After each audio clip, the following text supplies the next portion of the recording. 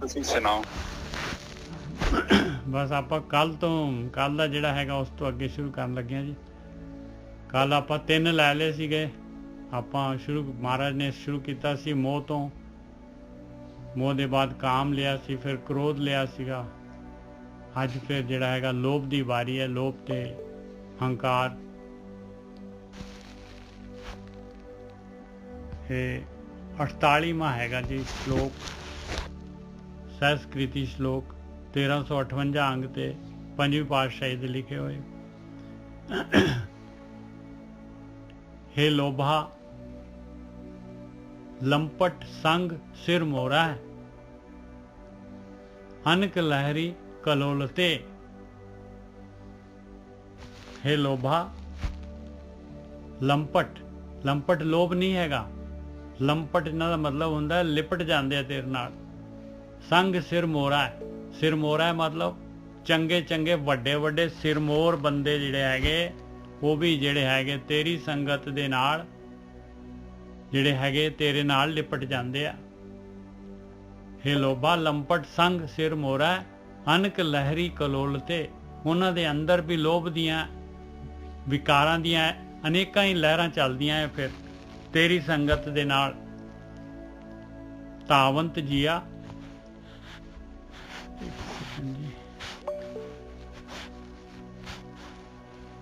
मेरा कैमरा बंद करना मैं। तावंत जिया बहु प्रकारंग अनक भांत बहु डोलते। कहते लोभ दे नाल तेरी संगत दे नाल जी जिहड़े हैगे दौड़दे आ, बस 24/7 लगे रहिंदे आ। लालच हैगा, बस इन्ना धन इकट्ठा करदे, इन्ना करदे आ। अनेकां तरीके दे नाल डोलते, अनेक भांत बहुत डोलते, अनेकां प्रकार दे नाल अनेकां तरीकिਆਂ ਦੇ ਨਾਲ बस पैसा इकट्ठा करी जाते। लालच दे वस आके जिहड़ा हैगा नच मित्रं नच इष्टं नच बांधव नच मात पिता तव लज्जिया। कहते ਜਿਹੜੇ इंसान ਨੂੰ लोभ हो जाए तेरी संगत कर ले ਜਿਹੜਾ इंसान, हे लोभा ਉਹਨੂੰ ना ਤਾਂ ਮਿੱਤਰਾਂ ਦੀ ਕੋਈ केयर ਹੁੰਦੀ ਆ, ना ਉਹਨੂੰ इष्ट ਦੀ कोई रिस्पैक्टेड हैगा, ਉਹਦਾ भी नहीं ਉਹ लिहाज करदा। नच बांधव ना ਤਾਂ ਉਹਦੇ ਭਰਾ ਭੈਣ, नच मात पिता तौ लज्जिया ना माँ ਪਿਓ ਦੀ ਸ਼ਰਮ ਹੈਗੀ ਉਹਨੂੰ। ਲੋਭ ਦੇ ਕਾਰਨ ਜਿਹੜਾ ਹੈਗਾ ਸਾਰਿਆਂ ਦੇ ਨਾਲ ਠੱਗੀ ਮਾਰ ਜਾਏਗਾ। ਅਕਰਣੰ ਕਰੋਤ, ਕਹਿੰਦੇ ਨਹੀਂ ਜਿਹੜਾ ਕੰਮ ਕਰਨ ਵਾਲਾ ਹੈਗਾ ਉਹ ਵੀ ਕੰਮ ਕਰ ਲੈਂਦਾ ਇਨਸਾਨ ਲੋਭ ਦੇ ਵਸ਼ ਆ ਕੇ। ਅਕਰਣੰ ਕਰੋਤ ਅਖਾਦਯ ਖਾਦਯੰ, ਨਹੀਂ ਖਾਣ ਵਾਲੀ ਚੀਜ਼ ਜਿਹੜੀ ਹੈਗੀ ਉਹ ਵੀ ਖਾ ਜਾਏਗਾ। ਕਿਸੇ ਦਾ ਗਲਾ ਜਿਹੜਾ ਹੈਗਾ, ਕਿਸੇ ਗਰੀਬ ਦਾ ਜਿਹੜਾ ਹੈਗਾ ਉਹਨੂੰ ਵਿਚਾਰੇ ਦੇ ਭਾਵੇਂ ਉਹਦੇ ਕੋਲ ਬੱਚੇ ਪਾਲਣ ਵਾਸਤੇ ਨਾ ਹੋਏ, ਇਹਨੇ ਰਿਸ਼ਵਤ ਲੈ ਲੈਣੀ ਹੈ ਉਹਦੇ ਕੋਲੋਂ। ਅਕਰਣੰ ਕਰੋਤ ਅਖਾਦਯ ਖਾਦਯੰ ਅਸਾਜਯੰ ਸਾਜ ਸਮਝਿਆ। ਕਹਿੰਦੇ ਇਸ ਤਰ੍ਹਾਂ ਇਨਸਾਨ ਜਿਹੜਾ ਹੈਗਾ ਅਵਗੁਣ ਧਾਰਨ ਕਰ ਲੈਂਦਾ ਹੈ, ਆਪਣੇ ਆਪ ਨੂੰ ਸਾਜ ਲੈਂਦਾ ਹੈ ਅਵਗੁਣਾਂ ਦੇ ਨਾਲ, ਕਿ ਸਮਾਜ ਦੀ ਵੀ ਜਰਾ ਵੀ ਇਹਨੂੰ ਸਮਾਜ ਦੀ ਵੀ ਲੱਜਿਆ ਨਹੀਂ ਹੁੰਦੀ। ਸਮਝਿਆ ਸਮਾਜ ਦੀ ਜਿਹੜੀ ਹੈਗੀ ਕੋਈ ਇਹਦੇ ਅੰਦਰ ਜਿਹੜੀ ਹੈਗੀ ਬਈ ਲੋਕੀ ਕੀ ਕਹਿਣਗੇ, ਪੂਰੀ ਤਰ੍ਹਾਂ ਬੇਸ਼ਰਮ ਹੋ ਕੇ ਓਪਨ ਹੋ ਕੇ ਸਮਾਜ ਤੋਂ ਸਾਹਮਣੇ ਸਾਰਿਆਂ ਦੇ ਜਿਹੜਾ ਹੈਗਾ ਇਹ ਅਵਗੁਣ ਕਰਦਾ ਹੈ ਇਨਸਾਨ। ਤਰਾਹੇ ਤਰਾਹੇ ਸ਼ਰਨ ਸੁਆਮੀ ਵਿਗਿਆਪਤ ਨਾਨਕ ਹਰ ਨਰ ਹਰੇ। ਇਸ ਕਰਕੇ हे ਅਭਿਆਸੀ, हे ਇਨਸਾਨ, हे ਇਸ ਗਿਆਨ ਨੂੰ ਲੈਣ ਵਾਲਿਆ, ਉਹ ਮਾਲਕ ਪਰਮਾਤਮਾ ਦੀ ਸ਼ਰਨ ਦੇ ਵਿੱਚ ਜਾ। ਮਹਾਰਾਜ ਕਹਿੰਦੇ ਤਰਾਹੇ ਤਰਾਹੇ ਮੈਂ ਹਾਰ ਗਿਆ ਮਾਲਕਾ, ਮੈਂ ਤੇਰੀ ਸ਼ਰਨ ਦੇ ਵਿੱਚ ਹੈਗਾ, ਮੇਰੀ ਰੱਖਿਆ ਕਰ। ਵਿਗਿਆਪਤ ਨਾਨਕ ਹਰ ਨਰ ਹਰੈ, ਉਸ ਨਰ ਹਰੀ ਮਾਲਕ ਪਰਮਾਤਮਾ ਦੇ ਅੱਗੇ ਜਾ ਕੇ ਢਹਿ ਪੈ, ਬੇਨਤੀ ਕਰ ਮਾਲਕ ਪਰਮਾਤਮਾ ਦੇ, ਉਹਦੀ ਸ਼ਰਨ ਦੇ ਵਿੱਚ ਜਾ। ਤਰਾਹੇ ਤਰਾਹੇ ਸ਼ਰਨ ਸੁਆਮੀ ਵਿਗਿਆਪਤ ਨਾਨਕ ਹਰ ਨਰ ਹਰੈ। ਵਿਗਿਆਪਤ ਉਹਨੂੰ ਮਾਲਕ ਨੂੰ ਵਿਗਿਆਪਨ ਦੇ, ਉਹਦੇ ਅੱਗੇ ਢਹਿ ਪੈ ਮਾਲਕ ਦੇ ਅੱਗੇ। ਇਹ ਲੋਭ ਦੇ ਬਾਰੇ ਸੀਗਾ ਜੀ। हे ਲੋਭਾ ਲੰਪਟ, ਲੋਭ ਲੰਪਟ ਨਹੀਂ ਹੈਗਾ। ਲੰਪਟ ਸੰਗ ਸਿਰ ਮੋਰਾ, ਚੰਗੇ ਚੰਗੇ ਜਿਹੜੇ ਇਨਸਾਨ ਬਾਕੀ ਮਾੜੇ ਮੋਟੇ ਦੀ ਤਾਂ ਗੱਲ ਹੀ ਕੀ ਆ। ਕਹਿੰਦੇ ਵੱਡੇ ਵੱਡੇ ਜਿਹੜੇ ਹੈਗੇ ਸਿਰਮੌਰ ਜਿਹੜੇ ਹੈਗੇ ਆ, ਜਿਹੜੇ ਚੰਗੇ ਚੰਗੇ ਗਿਆਨੀ ਧਿਆਨੀ ਜਿਹੜੇ ਹੈਗੇ, ਉਹ ਵੀ ਕਹਿੰਦੇ ਤੇਰੇ ਲੋਭ ਦੇ ਵਿੱਚ ਆ ਕੇ ਜਿਹੜੇ ਹੈਗੇ ਉਹਨਾਂ ਦੇ ਅੰਦਰ ਵੀ ਅਨੇਕਾਂ ਹੀ ਲਹਿਰਾਂ ਜਿਹੜੀਆਂ ਉੱਠਦੀਆਂ ਹੈ। ਹੇ ਲੋਭਾ ਲੰਪਟ ਸੰਗ ਸਿਰਮੌਰ ਹੈ, ਤੇਰੇ ਨਾਲ ਲਿਪਟ ਕੇ ਤੇਰੀ ਸੰਗਤ ਦੇ ਨਾਲ ਉਹਨਾਂ ਦੇ ਅੰਦਰ ਅਨੇਕਾਂ ਹੀ ਵਿਕਾਰਾਂ ਦੀਆਂ ਲਹਿਰਾਂ ਉੱਠਦੀਆਂ ਹੈ। ਤਾਵੰਤ ਜੀਆ ਬਹੁ ਪ੍ਰਕਾਰੰ ਅਨੇਕ ਭਾਂਤ ਬਹੁ ਡੋਲਤੇ। ਜੀਵ ਜਿਹੜੇ ਹੈਗੇ ਬਹੁਤ ਜਿਹੜੇ ਦੌੜਦੇ ਆ 24/7 ਜਿਹੜੇ ਹੈਗੇ ਲੋਭ ਦੇ ਕਾਰਨ ਅਨੇਕਾਂ ਤਰੀਕੇ ਵਰਤਦੇ ਆ ਔਰ ਜਿਹੜਾ ਹੈਗਾ ਆਪਣਾ ਈਮਾਨ ਜਿਹੜਾ ਹੈਗਾ ਖੋ ਦਿੰਦੇ ਆ। ਹਾਂਜੀ ਵੀਰ ਜੀ।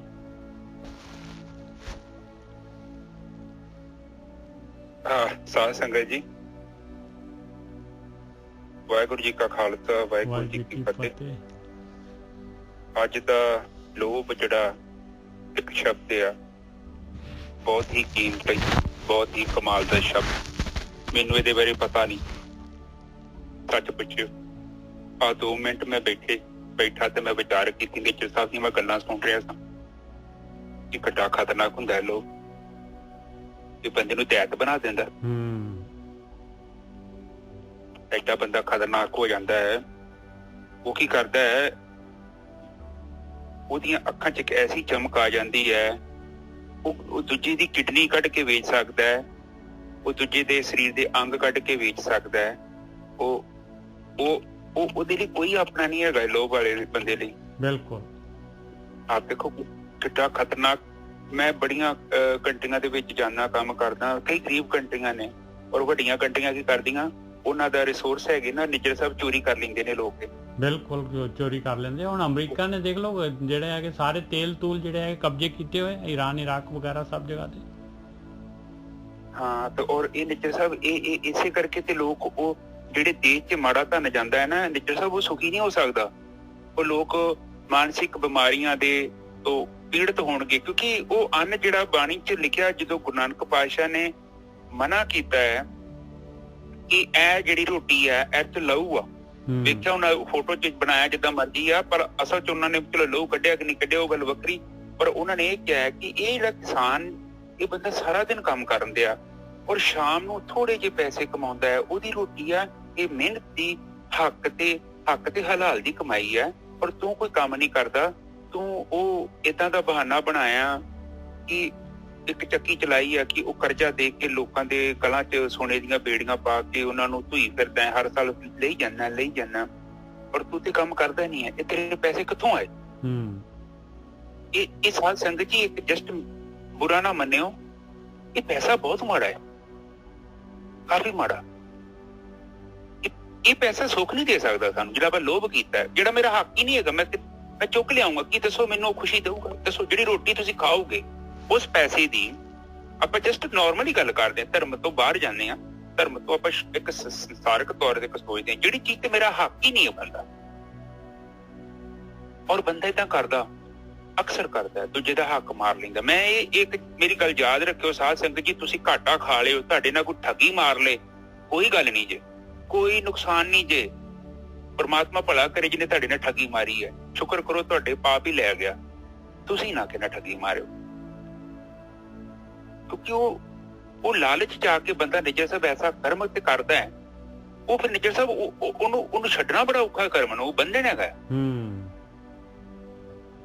ਹਨਾ, ਅੱਜ ਕਿੱਡੇ ਵੱਡੇ ਦੇਸ਼ ਆ। ਤੁਹਾਨੂੰ ਸਾਧ ਸੰਗਤ ਜੀ ਪਤਾ ਹੋਣਾ ਚਾਹੀਦਾ ਕਿ ਰਾਜਸਥਾਨ ਦੇ ਵਿੱਚ ਕਿਸਾਨਾਂ ਦੀ ਹਾਲਤ ਇੰਨੀ ਕਮਜ਼ੋਰ। ਮੈਂ ਇੱਕ ਵਾਰੀ ਨਾ ਉੱਥੇ ਗਿਆ ਸੀ ਕਰਨਾਟਕਾ, ਉਦੋਂ ਵੀ ਵੇਖਿਆ ਕਰਨਾਟਕਾ ਦੇ ਵਿੱਚ ਵਿਚਾਰੇ ਕਿਸਾਨ, ਉਹ ਕਿੱਦਾਂ ਕਪਾਹ ਉਗਾਉਂਦੇ, ਕਿੰਨੀ ਮਿਹਨਤ। ਪਰ ਵੇਖੋ, ਉਸੇ ਕਿਲੋ ਕਪਾਹ ਦੀ 1000 ਦੀ, 4000 ਦੀ ਸ਼ਰਟ ਬਣਦੀ ਆ, ਪਰ ਉਸ ਕਿਸਾਨ ਦੇ ਕੇਵਲ ਉਹਨੇ ਕੀ ਪੈਸੇ ਮਿਲਦੇ ਆ ਜਿੰਨੇ ਕੁ ਉਹ ਬਸ ਥੋੜੇ ਜਿਹੇ, ਮੰਨ ਲਓ ਕਿ ਜੇ ਉਹਨੇ ਸਾਲ ਦਾ 100 ਰੁਪਏ ਇਨਵੈਸਟ ਕੀਤਾ ਨਾ, ਤੇ ਉਹਨੂੰ 110 ਰੁਪਏ ਮਿਲੇ।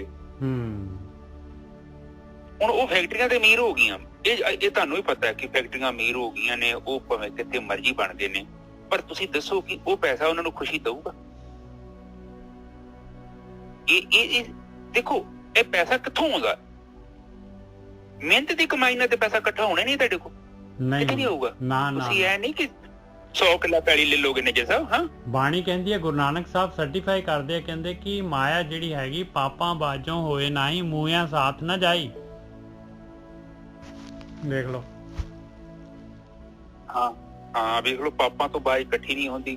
ਫਿਰ ਉਹ ਕਹਿੰਦੇ ਕਿ ਮਰਿਆ ਤੇਰੇ ਨਾਲ ਨਹੀਂ ਜਾਣੀ, ਪਰ ਉਹਦੇ ਜਿਹੜੇ ਤੂੰ ਪਾਪ ਕਰਕੇ ਇਕੱਠੀ ਕਰਦਾ ਹੈ ਉਹ ਜਾਣਗੇ ਨਾ, ਉਹਨੇ ਤੈਨੂੰ ਪ੍ਰੋਬਲਮ ਕਰ ਦੇਣੀ ਆ, ਉਹ ਤੇਰੇ ਨਾਲ ਪੱਕੇ ਚੱਲ ਜਾਣੇ। ਸਵਾਹ, ਉਹ ਸਵਾਹ ਦੀ ਵੰਡ ਕਹਿੰਦੇ ਨਾ ਗੁਰੂ ਜੀ ਆਪਾਂ ਨੂੰ ਕਹਿੰਦੇ ਨੇ, ਉਹ ਕੋਈ ਚੰਗੀ ਚੀਜ਼ ਨਹੀਂ ਕਹਿੰਦੇ, ਉਹ ਕਹਿੰਦੇ ਸੰਸਕਾਰ ਨਹੀਂ ਕਹਿੰਦੇ, ਉਹ ਕਹਿੰਦੇ ਸਵਾਹ।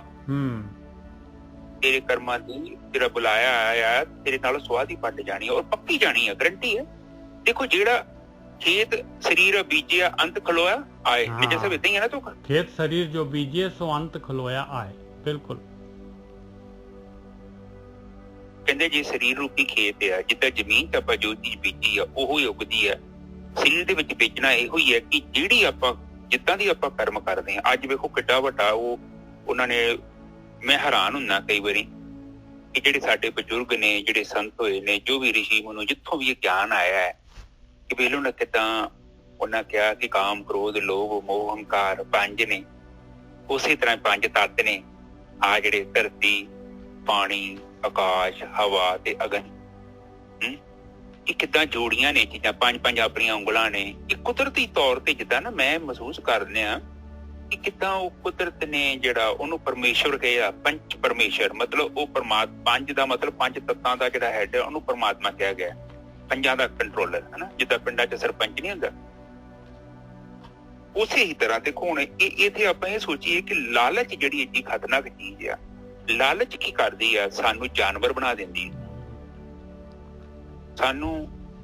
ਸਾਨੂੰ ਕੀ ਕਰਦੀ ਆ ਕਿ ਸਾਨੂੰ ਉਹ ਧਰਮ ਤੋਂ ਤੋੜ ਹੀ ਦਿੰਦਾ, ਉਹ ਬੜਾ ਦੂਰ ਲੈ ਜਾਂਦਾ ਸਾਨੂੰ, ਔਰ ਫਿਰ ਇਨਸਾਨ ਤੇ ਰਹਿ ਨਹੀਂ ਜਾਂਦਾ। ਉਹ ਬਾਣੀ ਤਾਈਓ ਤੇ ਕਿਹਾ, ਮਾਇਆ ਧਾਰੀ ਅੰਨਾ ਬੋਲਾ, ਅੱਤ ਅੰਨਾ ਬੋਲਾ।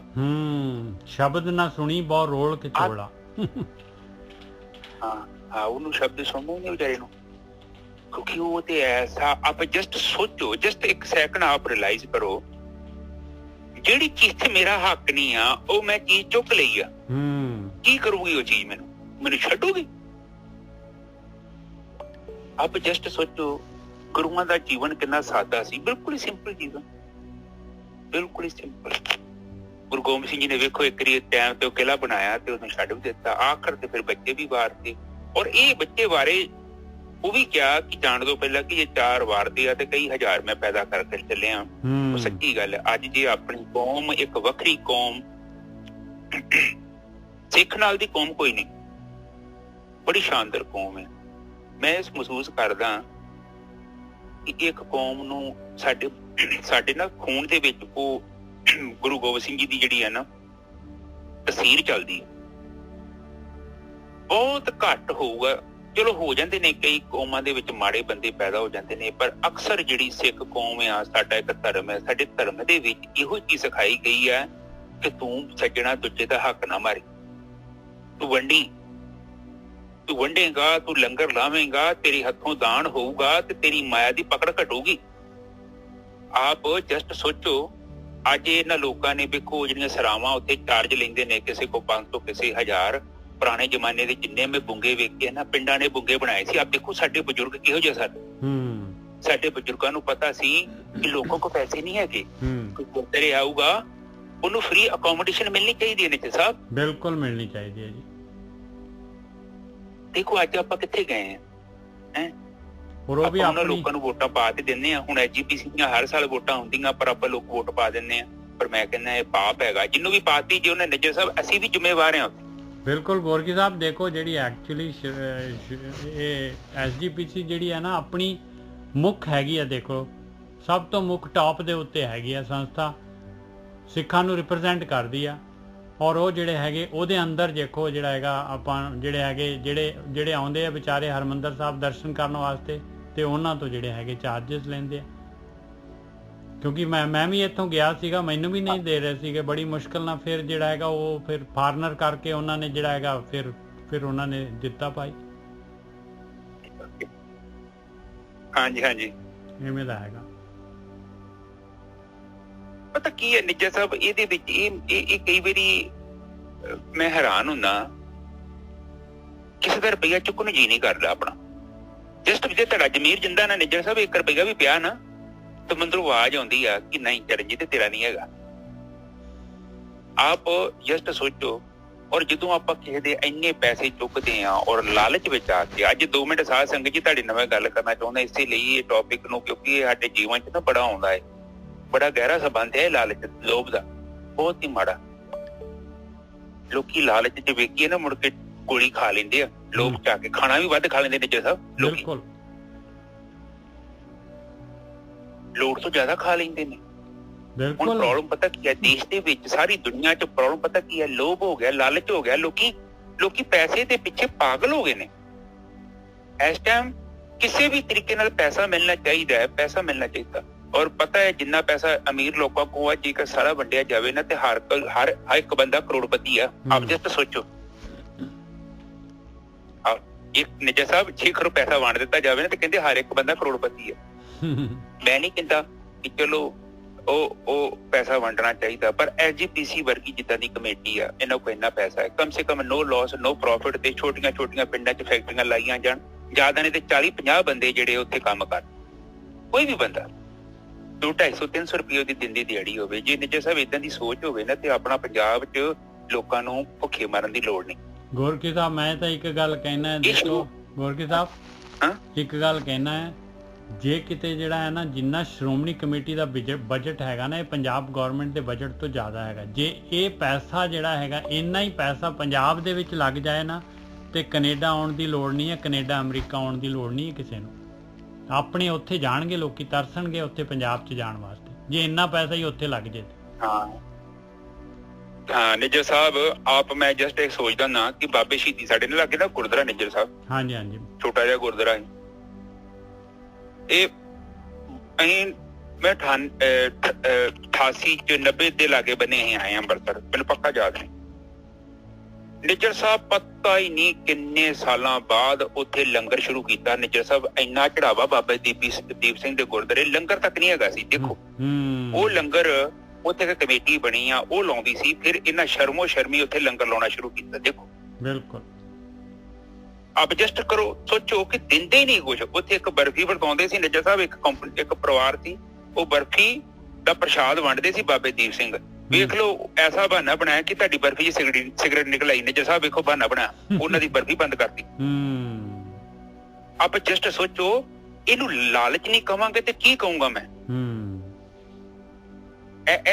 ਇਹ ਜਸਟ ਏਦਾਂ ਦਾ ਬੰਦੇ ਦਾ ਲਾਲਚ ਹੈ। ਔਰ ਇਹ ਬੰਦੇ ਨੂੰ ਵੇਖ ਲਓ, ਕੁਦਰਤੀ ਤੌਰ ਤੇ ਬੰਦੇ ਦਾ ਕਿੱਡਾ ਮਾੜਾ ਜ਼ਮੀਰ ਹੋਊਗਾ ਜਿਹੜਾ ਬੰਦਾ ਉਹ ਧਰਮ ਦਾ ਪੈਸਾ, ਜਿਹੜਾ ਦਾਨ ਦਾ ਪੈਸਾ ਨਾ, ਕਹਿੰਦੇ ਇਹਦੇ ਤੇ ਲਾਗੇ ਨਹੀਂ ਲੱਗਣਾ ਚਾਹੀਦਾ। ਔਰ ਅਕਸਰ ਬੰਦਾ ਵੇਖੋ ਐਸਾ ਹੈ, ਉਹ ਦਾਨ ਦਾ ਪੈਸਾ ਹੀ ਖਾਂਦਾ ਹੈ। ਔਰ ਇਹਦਾ ਕਾਰਨ ਪਤਾ ਕਿ ਨਿੱਜਾ ਸਾਹਿਬ, ਜਦੋਂ ਆਪਾਂ ਇੱਛਾ ਕਰ ਲੈਂਦੇ ਨੇ ਤੇ ਪ੍ਰਮਾਤਮਾ ਜਨਮ ਦੇ ਦਿੰਦਾ ਹੈ, ਬਈ ਇੱਛਾ ਕਰ ਲਈ ਉਹ ਦਾਨ ਖਾਣ ਦੀ, ਲੈ ਦਾਨ ਖਾਣ। ਸਹੀ ਗੱਲ ਹੈ ਜੀ, ਬਿਲਕੁਲ। ਇਹ ਪ੍ਰਕਿਰਤੀ ਸਾਡੀ ਇੱਛਾ ਪੂਰੀ ਕਰ ਦਿੰਦੀ ਆ। ਆਪਾਂ ਜਦੋਂ ਸੋਚਦੇ ਹਾਂ ਤੇ ਉੱਤੇ ਰੋਜ਼ ਦੀ ਗੋਲਕ ਨਿਕਲਦੀ 1 ਕਰੋੜ ਤੋਂ ਉੱਤੇ। ਮੇਰੀਆਂ ਸਹੇਲੀਆਂ ਜਿਹੜੀਆਂ ਉਹ ਪੈਸੇ ਤੇ ਕਰਕੇ ਆਉਂਦੀਆਂ ਨਾ, ਗਿਣਤੀ ਰੋਜ਼ ਦਾ ਖਜ਼ਾਨਾ ਗਿਣ ਕੇ ਆਉਂਦੀਆਂ ਨੇ, 1 ਕਰੋੜ ਤੇ 50,000 ਤੋਂ ਲੱਖ ਤੋਂ ਉੱਤੇ ਨਿਕਲਦੀ ਆ। ਹਿਸਾਬ ਲਓ ਪੈਸਾ ਕਿੱਥੇ ਜਾਂਦਾ ਰੋਜ਼ ਦਾ ਕਰੋੜ। ਬਿਲਕੁਲ ਦੇਖ ਲਓ। ਤੇ ਜਿਹੜੀ ਸੇਵਾ ਚ ਨਹੀਂ, ਉਹ ਬਾਹਰ ਪੂਰੀ ਵਾਲਿਆਂ ਦੀ ਸੇਵਾ ਉਹ ਡੈ ਸਰਾਮ ਸੁਣੇ ਵੱਡੇ ਕਰ, ਕਿਉਂਕਿ ਐਤਵਾਰ ਸੰਗਤ ਦੇ ਬਹਿਣ ਲਈ ਉੱਥੇ ਜਗ੍ਹਾ ਨਹੀਂ ਸੀ। ਉਹਨਾਂ ਕਿੰਨੇ ਕਰੋੜਾਂ ਦੀ ਜਗ੍ਹਾ ਖਰੀਦੀ ਆ ਰੱਬ। ਚਲੋ ਵਾਹਿਗੁਰੂ ਜੀ ਦਾ ਖਾਲਸਾ ਤੇ ਵਾਹਿਗੁਰੂ ਜੀ ਕੀ ਫਤਿਹ। ਇੱਕ ਗੁਰਦੁਆਰੇ ਦੀ ਗੱਲ ਕਰ ਰਹੇ ਹਾਲੇ, ਉੱਥੇ ਦੇਖ ਲਓ ਕਿੰਨੇ ਕਹਿ ਗਏ ਸ਼੍ਰੋਮਣੀ ਮਾਤਾ ਇੱਕ ਗੁਰਦੁਆਰਾ ਕੀ ਬਾਹਰ ਅਮਰੀਕਾ 'ਚ ਗੁਰਦੁਆਰੇ ਨਹੀਂ ਹੈਗੇ, ਉੱਥੇ ਕਿੰਨੇ ਹੈਗੇ। ਇਹ ਤੇ ਗੁਰਦੁਆਰੇ ਤੇ ਮਾਤਾ ਇਹ ਪਤਾ ਕੀ ਹੁੰਦਾ, ਇਹ ਚੀਜ਼ ਜਿਹੜੀ ਆ ਗੁਰਦੁਆਰਾ ਹੁਣ ਤੇ ਬਣਾਇਆ ਤੇ ਭਲੇ ਲਈ ਸੀ ਉਹ, ਪਰ ਹੁਣ ਗੁਰਦੁਆਰਾ ਵੀ ਉਹ ਮੰਦਿਰਾਂ ਵਾਲਾ ਹਿਸਾਬ ਹੋ ਗਿਆ ਵਾ। ਬੇਟੇ ਨੇ ਤੇ ਗੱਲ ਇਹੋ ਤਾਂ ਕਰਨੀ ਵੀ 1 ਕਰੋੜ ਤੋਂ ਉੱਤੇ ਗੋਲ ਕਰੋ ਜੀ, 50 ਲੱਖ ਉੱਥੋਂ ਖਜ਼ਾਨਾ ਰੋਜ਼ ਦਾ 1 ਕਰੋੜ 50 ਲੱਖ ਰੁਪਏ ਉਹ ਕਿੱਥੇ ਜਾਂਦਾ ਜਿਹੜਾ ਨਿਕਲਦਾ ਵਾ। ਤੇ ਲੰਗਰ ਉੱਥੇ ਦਾਲ ਫੁਲਕਾ ਲੋਕਾਂ ਨੂੰ ਦੇਣਾ, ਇਹਨਾਂ ਸੜੀਆਂ ਰੋਟੀਆਂ ਜਿਹੜੀਆਂ ਵੇਖਣ ਜੀ ਨਹੀਂ ਕਰਦਾ। ਮਤਲਬ ਇਹਨੇ ਦਿਹਾੜੀਆਂ ਦੇ ਬੰਦੇ ਇੰਨਾ ਮੁਲਕ ਉੱਥੇ ਰੱਖਿਆ ਵਾ ਤੇ ਉਹ ਪ੍ਰਸ਼ਾਦਾ ਜਿਹੜਾ ਕਿ ਐਤਵਾਰ ਬਹਿਣ ਨੂੰ ਤੈਨੂੰ ਪਤਾ ਉੱਥੇ ਜਗ੍ਹਾ ਨਹੀਂ ਲੱਭਦੀ, ਲੋਕੀ ਆਉਂਦੇ ਚੁਪਹਿਰਾ ਕੱਟਣ। ਬਾਹਰੋਂ ਬਾਬੇ ਭੂਰੀ ਵਾਲੇ ਜਗ੍ਹਾ ਖਰੀਦ ਕੇ ਕਰੋੜਾਂ ਰੁਪਈਆਂ ਦੀ ਤੇ ਇਹਨਾਂ ਨੂੰ ਰਜਿਸਟਰੀਆਂ ਦੇਣ ਦੇ ਨੇ ਤੇ ਇਹਨਾਂ ਨੂੰ ਪੈਸੇ ਦੇ ਕੇ ਤੇ ਫੇਰ ਉਹ ਉਹਨਾਂ ਸੇਵਾ ਲਈ ਇਹ ਚੀਜ਼ਾਂ ਇਹਨਾਂ ਨਹੀਂ ਪੈਸਾ ਲਾਉਣਾ, ਇਹਨਾਂ ਤੋਂ ਲੈ ਕੇ ਪੈਸੇ ਫੇਸ ਕਰਦੇ। ਹਾਂ ਨਹੀਂ ਆਪਾਂ ਮੰਮੀ ਤੂੰ ਮਾਈਕ ਬੰਦ ਕਰ ਦੋ, ਮੈਂ ਗੱਲ ਕਰਦਾ। ਹਾਂਜੀ ਨਿੱਜਾ ਸਾਹਿਬ, ਇੱਕ ਗੱਲ ਮੈਂ ਕਹਿ ਰਿਹਾ ਕਿ ਦੇਖੋ ਇਹ ਜਿਹੜੇ ਹੈਗੇ ਇਹਨਾਂ ਦੇ ਕੋਲ ਪੈਸਾ ਆਉਂਦਾ ਕਿੱਥੇ? ਆਪਾਂ ਹੀ ਦਿੰਨੇ ਆ, ਔਰ ਮਰਜ਼ੀ ਨਾਲ ਦਿੰਨੇ ਆ। ਆਪਾਂ ਬੰਦ ਕਰੀਏ ਨਾ, ਆਪਾਂ ਬੰਦ ਕਰੀਏ ਪਹਿਲਾਂ। ਨਿੱਜਰ ਸਾਹਿਬ ਇਹਦੇ ਚ ਕਸੂਰ ਕਿਹਦਾ ਵਾ? ਆਪਾਂ ਜੇ ਕਥਾ ਕਰ ਰਹੇ ਆ ਤੇ ਉਹਦੇ ਚ ਕਸੂਰ ਕਿਹਦਾ ਵਾ? ਬਿਲਕੁਲ ਕਸੂਰ ਸਾਡਾ। ਬਿਲਕੁਲ ਅਸੀਂ ਰਾਈਟ ਜਗ੍ਹਾ ਤੇ ਨਹੀਂ ਪੈਸਾ ਦੇ ਸਕਦੇ, ਕਿਉਂਕਿ ਨਿੱਜਰ ਸਾਹਿਬ ਉੱਥੇ ਹੰਕਾਰ ਦੀ ਪੂਰਤੀ ਨਹੀਂ ਨਾ ਹੁੰਦੀ, ਪ੍ਰੋਬਲਮ ਤੇ ਆ। ਬਿਲਕੁਲ ਸਹੀ ਗੱਲ ਹੈ।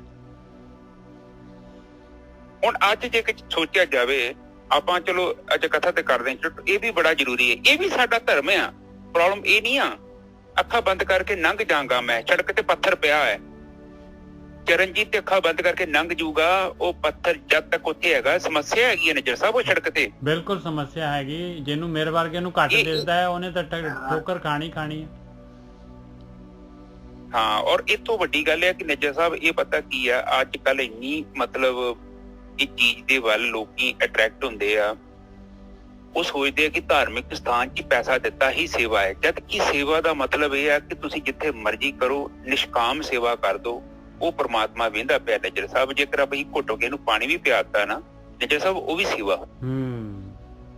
ਤੇ ਹਾਂ ਲਾਲਚ ਦੀ ਗੱਲ ਕੀਤੀ ਸੰਗਤ ਜੀ, ਮਾਈਂਡ ਨਹੀਂ ਕਰਨਾ, ਕਿਉਂਕਿ ਇਹ ਲਾਲਚ ਦਾ ਹੀ ਇੱਕ ਹਿੱਸਾ ਸੀ, ਉਹ ਪ੍ਰਚੰਡ ਰੂਪ ਹੈ। ਚਲੋ ਇਹਨਾਂ ਨੇ ਤੇ ਜੋ ਕਰਨਾ ਹੀ ਕਰਨਾ ਹੈ, ਤੇ ਵਕਤ ਜਿਹੜਾ ਹੈ ਨਾ, ਵਕਤ ਹਰ ਚੀਜ਼ ਦਾ ਇਲਾਜ ਕਰ ਦਿੰਦਾ, ਬੜਾ ਸੋਹਣਾ ਇਲਾਜ ਕਰਦਾ। ਇਹ ਮੈਂ ਕਹਿ ਸਕਦਾ ਕਿ ਇਹਨਾਂ ਦੇ ਮਾੜੇ ਕਰਮ, ਇਹ ਕਹਿ ਸਕਦਾ, ਕੋਈ ਚੰਗੀ ਚੀਜ਼ ਨਹੀਂ ਹੈਗੀ। ਇਹ ਪੈਸਾ ਜਿਹੜਾ ਨਾ ਖਾ ਤੇ ਰਹੇ ਨੇ, ਇਹ ਕੋਈ ਚੰਗਾ ਪੈਸਾ ਨਹੀਂ, ਬਹੁਤ ਮਾੜਾ ਪੈਸਾ। ਪਰਮਾਤਮਾ ਇਹਨਾਂ ਨੂੰ ਹੀ ਦਵੇ, ਉਹ ਸਾਨੂੰ ਐਸਾ ਪੈਸਾ ਚਾਹੀਦਾ ਹੀ ਨਹੀਂ। ਔਰ ਅਸੀਂ ਤੇ ਅੱਜ ਅਰਦਾਸ ਕਰਦੇ ਕਿ ਮੇਰੇ ਪਿਤਾ ਸਾਨੂੰ ਨੇਕ ਕਮਾਈ ਦੇ, ਥੋੜੀ ਦੇ ਦੇ, ਪਰ ਸਾਨੂੰ ਉਹ ਦੇ ਕੇ ਜਿਹੜਾ ਸਾਡਾ ਹੱਕ ਹੈ। ਕਿਉਂਕਿ ਉਹ ਅਸੀਂ ਜਦੋਂ ਸੰਸਾਰ ਤੋਂ ਜਾਵਾਂਗੇ, ਕਮ ਸੇ ਕਮ ਸਾਡੇ ਦਿਲ 'ਚ ਡਰ ਨਾ ਹੋਵੇ ਕਿ ਬਾਈ ਮੈਂ ਇਹ ਕੰਮ ਕੀਤਾ। ਨਿੱਜਰ ਸਾਹਿਬ ਕੀ ਕਹਿੰਦੇ ਜੀ? ਬਿਲਕੁਲ ਠੀਕ ਹੈ ਗੁਰਕੀ ਸਾਹਿਬ। ਤੇ ਨਾਲੇ ਹੁਣ ਨਾ ਸੰਗਤ ਦੇ ਵਿੱਚ ਚੇਤਨਤਾ ਆ ਰਹੀ ਹੈ ਗੁਰਕੀ ਸਾਹਿਬ, ਸੰਗਤ ਸਮਝ ਰਹੀ ਆ ਵੀ ਇਹ ਸਾਰਾ ਜਿਹੜਾ ਹੈਗਾ ਸਾਡਾ ਪੈਸਾ ਬਰਬਾਦ ਹੋ ਰਿਹਾ, ਇਹ ਤਾਂ ਲੱਗ ਹੀ ਨਹੀਂ ਰਿਹਾ। ਇਹ ਜੇ ਜਿਹੜਾ ਹੈਗਾ ਆਪਾਂ ਨੇ ਜਿਹੜਾ ਦਾਨ ਕੀਤਾ, ਇਹ ਦਾਨ ਤਾਂ ਲੱਗ ਹੀ ਨਹੀਂ ਰਿਹਾ।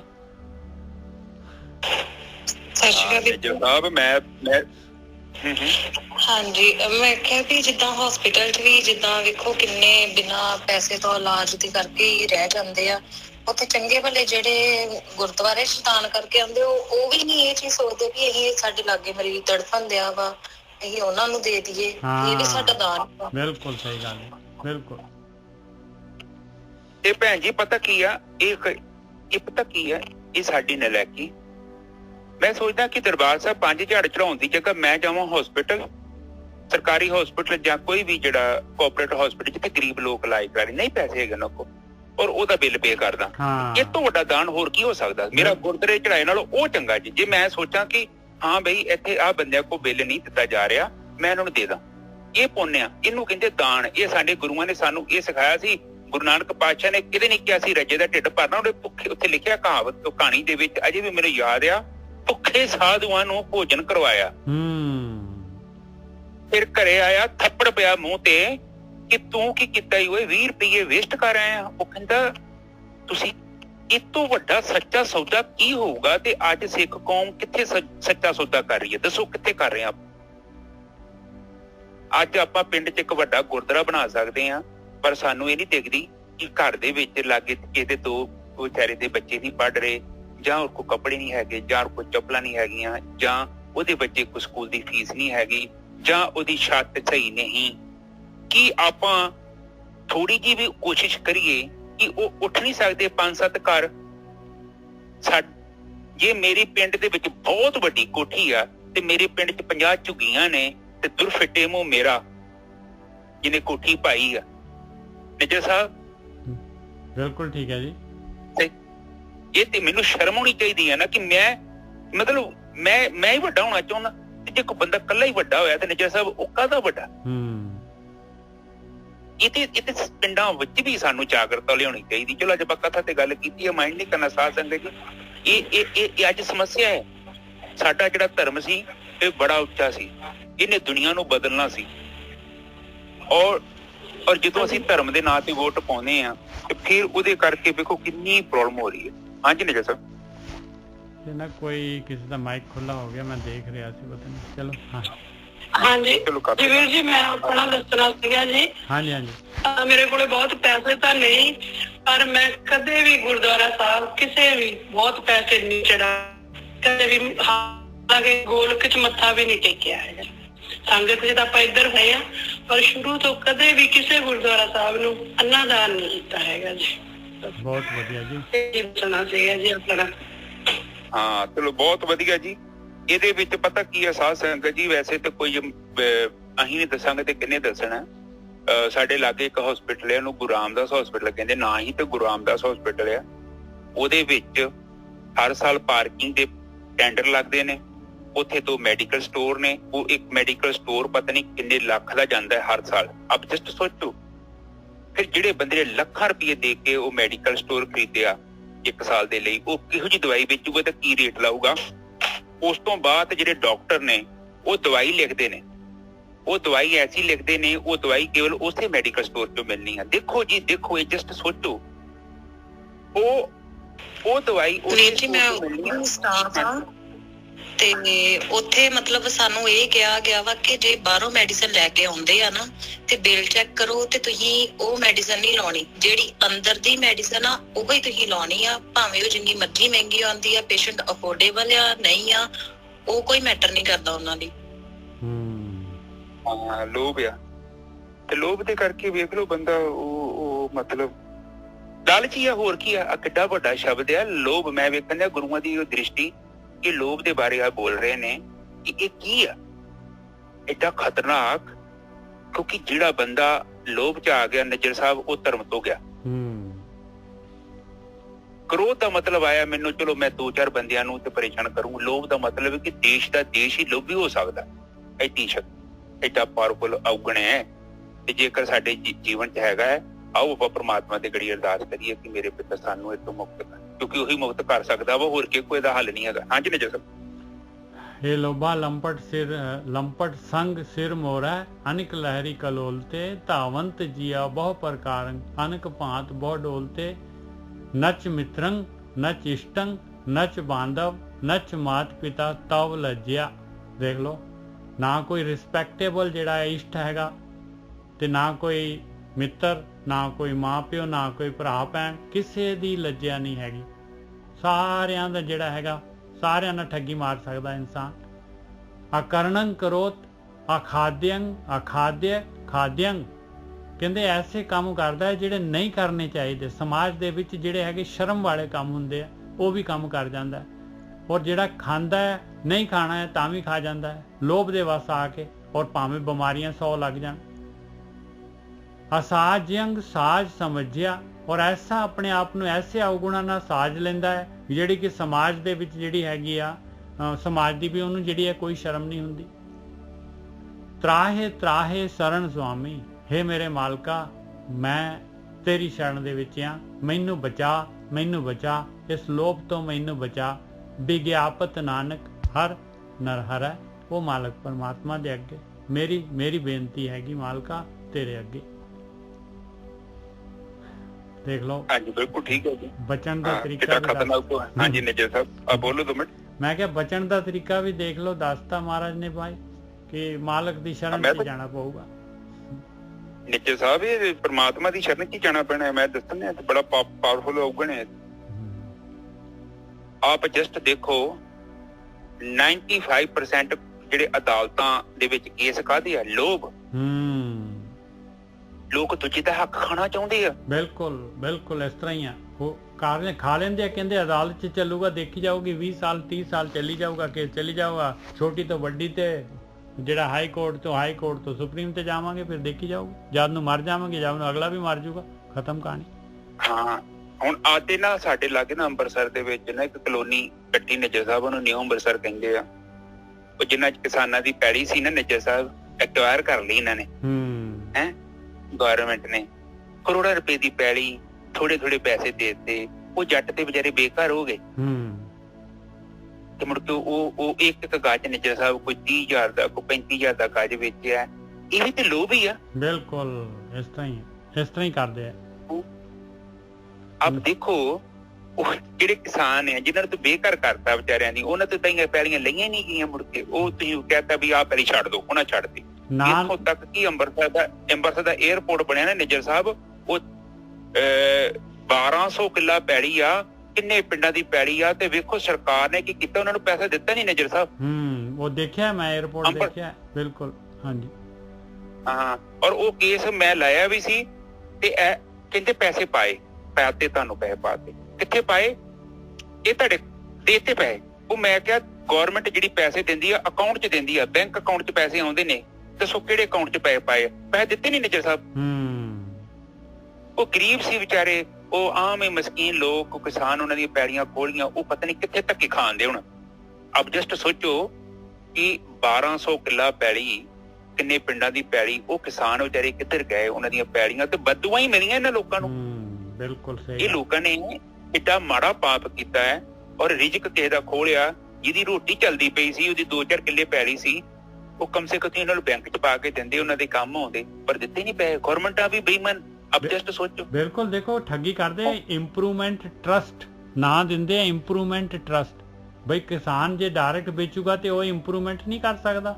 ਉਹ ਨਹੀਂ ਉੱਥੇ ਜਿਹੜਾ ਹੈਗਾ ਜੋ ਇੰਪਰੂਵਮੈਂਟ ਕਰਨਾ ਹੈ ਤੁਸੀਂ ਕਿਸਾਨ ਨੂੰ ਡਾਇਰੈਕਟ ਵੇਚਣ ਦਿਓ, ਆਪੇ ਇੰਪਰੂਵਮੈਂਟ ਜੋ ਵੀ ਕਰਨਾ ਹੈ ਹੋ ਜਾਊਗਾ ਇੰਪਰੂਵਮੈਂਟ। ਹਾਂ ਉਹ ਹਾਂਜੀ ਰਾਮ ਸਿੰਘ ਜੀ ਤੁਸੀਂ ਬੋਲ ਰਹੇ ਸੀ ਕੁਝ? ਨਹੀਂ ਮੈਂ ਕੈਮਰਾ ਬੰਦ ਕੀਤਾ ਸੀ ਜੀ। ਓਕੇ ਅੱਛਾ ਠੀਕ ਹੈ ਜੀ। ਬਸ ਸਾਧ ਸੰਗਤ ਜੀ ਆਪ ਜਸਟ ਥੋੜੇ ਜਿਹੇ ਪੁਆਇੰਟ ਤੁਹਾਡੇ ਨਾਲ ਡਿਸਕਸ ਕੀਤੇ ਆ। ਇਹਦਾ ਕਾਰਨ ਪਤਾ ਕੀ ਆ? ਆਪਾਂ ਲੋਕਾਂ ਨੂੰ ਕੁਝ ਲੈਣਾ ਦੇਣਾ ਨਹੀਂ, ਉਹ ਤੇ ਤੁਹਾਡੇ ਨੇ ਇਸ ਕਰਕੇ ਕੀਤੇ ਆ। ਆਪਾਂ ਲੋਕਾਂ ਨੂੰ ਨਹੀਂ ਮਾੜਾ ਕਹਿਣਾ, ਆਪਾਂ ਇਸ ਚੀਜ਼ ਤੋਂ ਆਪਾਂ ਬਚਣਾ। ਹੈਲੋ ਨਿੱਜੋ ਸਾਹਿਬ ਜੀ, ਸੁੱਖੀ ਬੋਲ ਰਿਹਾ। ਕੁਝ ਸਾਲ ਪਹਿਲਾਂ ਨਾ ਵੈਨਕੂਵਰ ਤੋਂ ਕੁਝ ਭਲੇ ਪੁਰਸ਼ ਗਏ ਸੀਗੇ ਇੰਡੀਆ, ਤੇ ਉਹ ਕੈਂਸਰ ਦਾ ਹਸਪਤਾਲ ਖੋਲਣਾ ਚਾਹੁੰਦੇ ਸੀਗੇ। ਹਾਂਜੀ ਮੈਂ ਸੁਣੀ ਹੈ। ਤੁਸੀਂ ਸੁਣਿਆ ਹੋਣਾ। ਤੇ ਬਾਦਲ ਸਾਹਿਬ ਕਹਿੰਦੇ ਸਾਨੂੰ ਹਿੱਸਾ ਦਿਓ।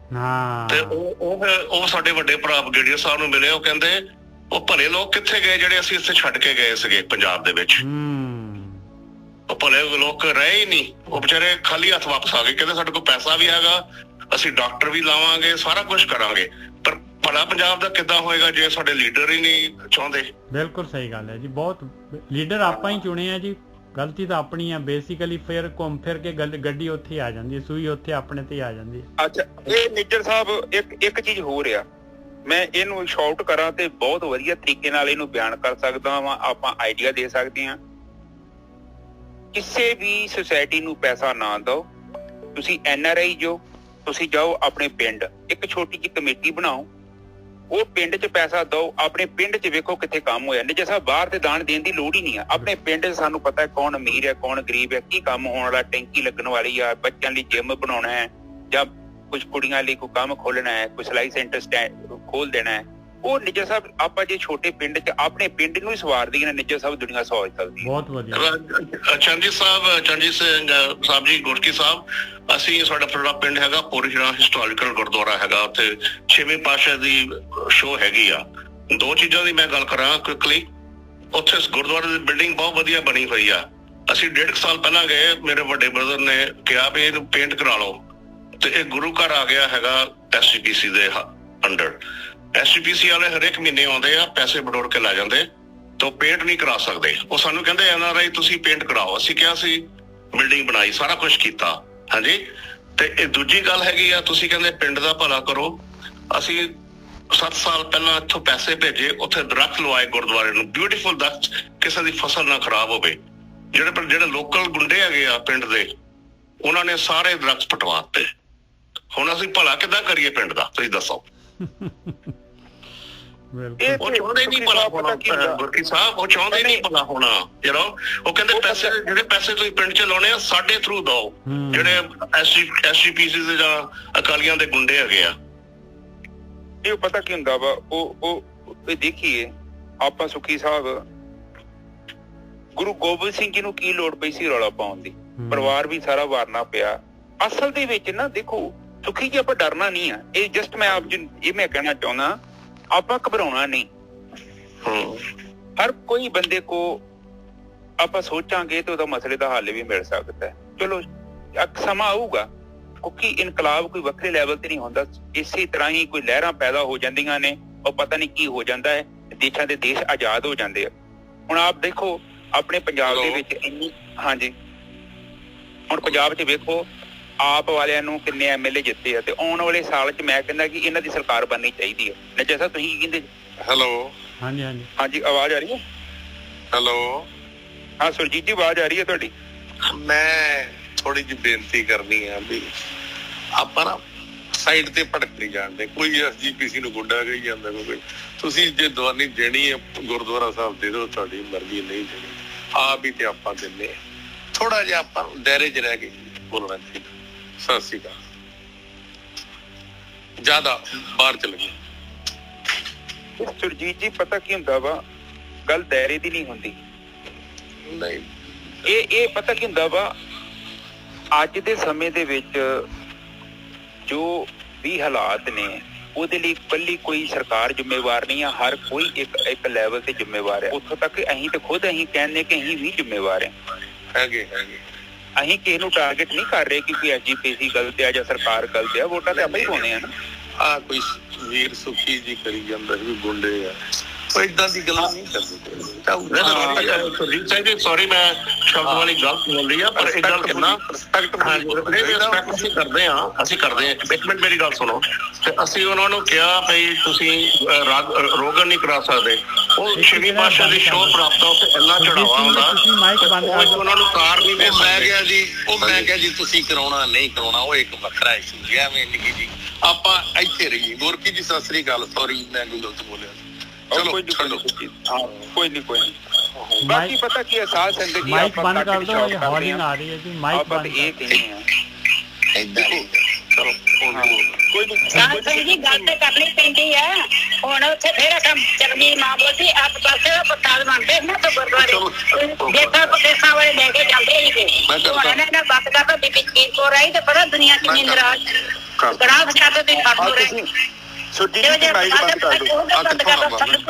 ਸੰਗਤ ਦੇ ਸਹਿਯੋਗ ਨਾਲ ਕਰ ਦਿਓ।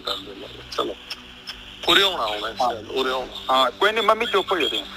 ਚਲੋ ਠੀਕ ਹੈ ਸੁਰਜੀਤ ਜੀ, ਮਾਈਕ ਬੰਦ ਕਰ ਦਿਓ। ਤੁਹਾਡਾ ਮਾਈਕ ਦੀ ਨਾ ਬਬਲਿੰਗ ਹੋ ਰਹੀ ਹੈ। ਮੈਂ ਕਰਤਾ ਜੀ, ਇੱਕ ਮਿੰਟ। ਹਾਂ ਠੀਕ ਹੈ। ਅੱਛਾ ਪਤਾ ਕੀ ਆ ਸਾਧ ਸੰਗਤ ਜੀ, ਮਾਈਂਡ ਨਹੀਂ ਕਰਨਾ।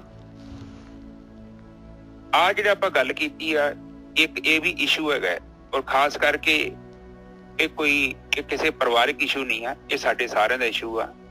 ਕਿਉਂਕਿ ਅਸੀਂ ਇੱਕ ਕੌਮ ਨੂੰ ਰਿਪਰੈਜ਼ੈਂਟ ਕਰਦੇ ਹਾਂ। ਸਮਾਜ ਕੋਈ ਇਕੱਲਾ ਨਹੀਂ ਹੁੰਦਾ, ਸਮਾਜ ਇੱਕ ਬੰਦੇ ਤੋਂ ਮਿਲ ਕੇ ਸਮਾਜ ਦੀ ਰਚਨਾ ਹੁੰਦੀ ਹੈ। ਜਿੱਦਾਂ ਆਪਣੇ ਸਰੀਰ ਦੇ ਵਿੱਚ ਕੋਈ ਨੁਕਸ ਪੈ ਜਾਂਦਾ ਹੈ, ਮੇਰੀ ਇੱਕ ਆਪਣੀ ਸੋਚ ਆ, ਚਲੋ ਤੁਹਾਡੀ ਆਪਣੀ ਸੋਚ ਆ, ਆਪਾਂ ਕਿਸੇ ਨੂੰ ਫੋਰਸ ਨਹੀਂ ਕਰ ਸਕਦੇ। ਜਿੱਦਾਂ ਆਪਣੇ ਸਰੀਰ ਦੇ ਵਿੱਚ ਕੋਈ ਨੁਕਸ ਪੈ ਜਾਂਦਾ ਹੈ, ਜਦੋਂ ਨੁਕਸ ਛੋਟਾ ਹੁੰਦਾ ਹੈ ਨਾ, ਛੋਟਾ ਜਿਹਾ ਨੁਕਸ ਹੁੰਦਾ, ਔਰ ਉਸ ਨੁਕਸ ਨੂੰ ਬਹੁਤ ਹੀ ਆਸਾਨੀ ਦੇ ਨਾਲ ਆਪਾਂ ਠੀਕ ਕਰ ਸਕਦੇ ਹਾਂ।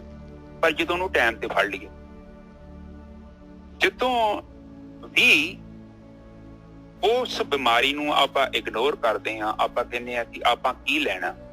ਬੜਾ ਛੋਟਾ ਜਿਹਾ ਇੱਕ ਸਵਾਲ ਹੈ, ਇੱਕ ਹਰ ਕੋਈ ਬੰਦਾ ਕਹਿ ਦਿੰਦਾ ਹੈ ਕਿ ਆਪਾਂ ਕੀ ਲੈਣਾ ਹੈ, ਉਹ ਕਰਦੇ ਆ, ਕਰਨ ਦੋ।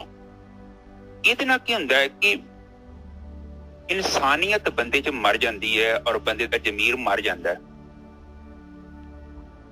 ਜਦੋਂ ਗੁਰੂ ਤੇਗ ਬਹਾਦਰ ਸਾਹਿਬ ਦਿੱਲੀ ਗਏ, ਚਲੋ ਚਲੇ ਤੇ ਜਾਣਾ ਹੀ ਹੈ, ਇਹ ਤੇ ਰਹਿੰਦੀ ਦੁਨੀਆ ਤੱਕ ਏਦਾਂ ਹੀ ਸਿਲਸਿਲੇ ਚੱਲਣੇ ਨੇ, ਔਰ ਕਈ ਆਉਣੇ ਨੇ ਸਾਡੇ ਵਰਗੇ, ਕਈ ਜਾਣੇ। ਗੁਰੂ ਗੋਬਿੰਦ ਸਿੰਘ ਜੀ 9 ਸਾਲ ਦੀ ਉਮਰ, ਉਹਨਾਂ ਨੇ ਕਿਹਾ ਕਿ ਆਪਣੇ ਫਾਦਰ ਸਾਹਿਬ ਨੂੰ ਤੁਸੀਂ ਜਾਓ। ਇੱਕ ਸਮਾਂ ਸੀ, ਗੁਰੂ ਨਾਨਕ ਪਾਤਸ਼ਾਹ ਜੀ ਕਹਿੰਦੇ ਨੇ ਕਿ ਜਨੇਊ ਪਾਉਣਾ ਨਹੀਂ ਆ, ਕਿ ਕੋਈ ਜ਼ਬਰਦਸਤੀ ਵਾਲਾ ਕੰਮ ਨਹੀਂ, ਮੈਨੂੰ ਉਹ ਜਨੇਊ ਦੇ ਜਿਹੜਾ ਮੇਰੇ ਨਾਲ ਜਾਵੇ, ਮੇਰੇ ਸਰੀਰ ਦੇ ਨਾਲ ਕਨੈਕਸ਼ਨ ਹੋਵੇ, ਮੇਰੇ ਅੰਦਰ ਦੀ ਰੂਹ ਦੇ ਨਾਲ ਕਨੈਕਸ਼ਨ ਹੋਵੇ। ਫਿਰ ਗੁਰੂ ਗੋਬਿੰਦ ਸਿੰਘ ਜੀ ਨੂੰ ਪਤਾ ਲੱਗਾ ਤੇ ਉਹ ਕਹਿੰਦੇ ਕਿ ਉੱਥੇ ਸੀਸ, ਕਹਿੰਦੇ ਬੜਾ ਜੋਸ਼ ਆ ਗਿਆ ਹੋਊਗਾ ਸਿੱਖਾਂ ਦੇ ਵਿੱਚ। ਕਹਿੰਦੇ ਜੋਸ਼ ਕੀ, ਲੋਕਾਂ ਨੇ ਇਹ ਕਹਿਤਾ ਕਿ ਅਸੀਂ ਸਿੱਖ ਨਹੀਂ ਹੈਗੇ। ਲੋਕਾਂ ਨੂੰ ਕੋਈ ਜੋਸ਼ ਨਹੀਂ ਆਇਆ, ਗੈਰਤ ਮਰ ਚੁੱਕੀ ਹੈ। ਇਨਸਾਨ ਇੱਕਦਮ ਇੰਨਾ ਲਾਲਚੀ ਹੋ ਚੁੱਕਿਆ ਹੈ, ਇੰਨਾ ਲੋਭ ਦੇ ਵਿੱਚ ਹੋ ਚੁੱਕਿਆ ਹੈ। ਉਹ ਦੇਖਦਾ ਹੈ ਕਿ ਸਾਹਮਣੇ ਵੀ, ਅੱਜ ਦੇਖੋ ਤੁਸੀਂ WhatsApp ਤੇ ਲੋਕੀ ਵੀਡੀਓ ਬਣਾਉਂਦੇ ਨੇ, ਸਾਹਮਣੇ ਬੱਚਾ ਡੁੱਬ ਰਿਹਾ ਹੈ, ਕਿਸੇ ਨੂੰ ਬਚਾਉਂਦਾ ਕੋਈ ਨਹੀਂ ਪਿਆ। ਜੇ ਕੋਈ ਲੜਦਾ ਹੈ ਤੇ ਵੀਡੀਓ ਬਣਾਈ ਜਾਂਦਾ, ਗੋਲੀਆਂ ਚਲਾਈ ਜਾਓ। ਸੋ ਇਹ ਨਹੀਂ ਕਿ ਇਹ ਗੈਰਤ ਹੁੰਦੀ ਇਨਸਾਨ ਦੀ, ਸਾਡਾ ਜ਼ਮੀਰ ਸੌ ਜਾਂਦਾ ਹੈ। ਫਿਰ ਇਸ ਕਰਕੇ ਜੋਧੇ ਧਰਤੀ ਤੇ ਜਨਮ ਲੈਂਦੇ ਨੇ, ਵੀਰ, ਉਹਨੂੰ ਕਹਿੰਦੇ ਵੀਰ ਕਹਿੰਦੇ ਨੇ। ਫਿਰ ਗੁਰੂ ਗੋਬਿੰਦ ਸਿੰਘ ਜੀ ਨੇ ਕਿਹਾ ਕਿ ਕੀ ਹੋਇਆ। ਉਹਨਾਂ ਦੱਸਿਆ ਕਿ ਉੱਥੇ ਤੇ ਲੋਕਾਂ ਨੇ ਕਿਹਾ ਤਾਂ ਅਸੀਂ ਸਿੱਖ ਹੀ ਨਹੀਂ ਹੈਗੇ, ਅਸੀਂ ਨਹੀਂ ਹੈਗੇ ਸਿੱਖ।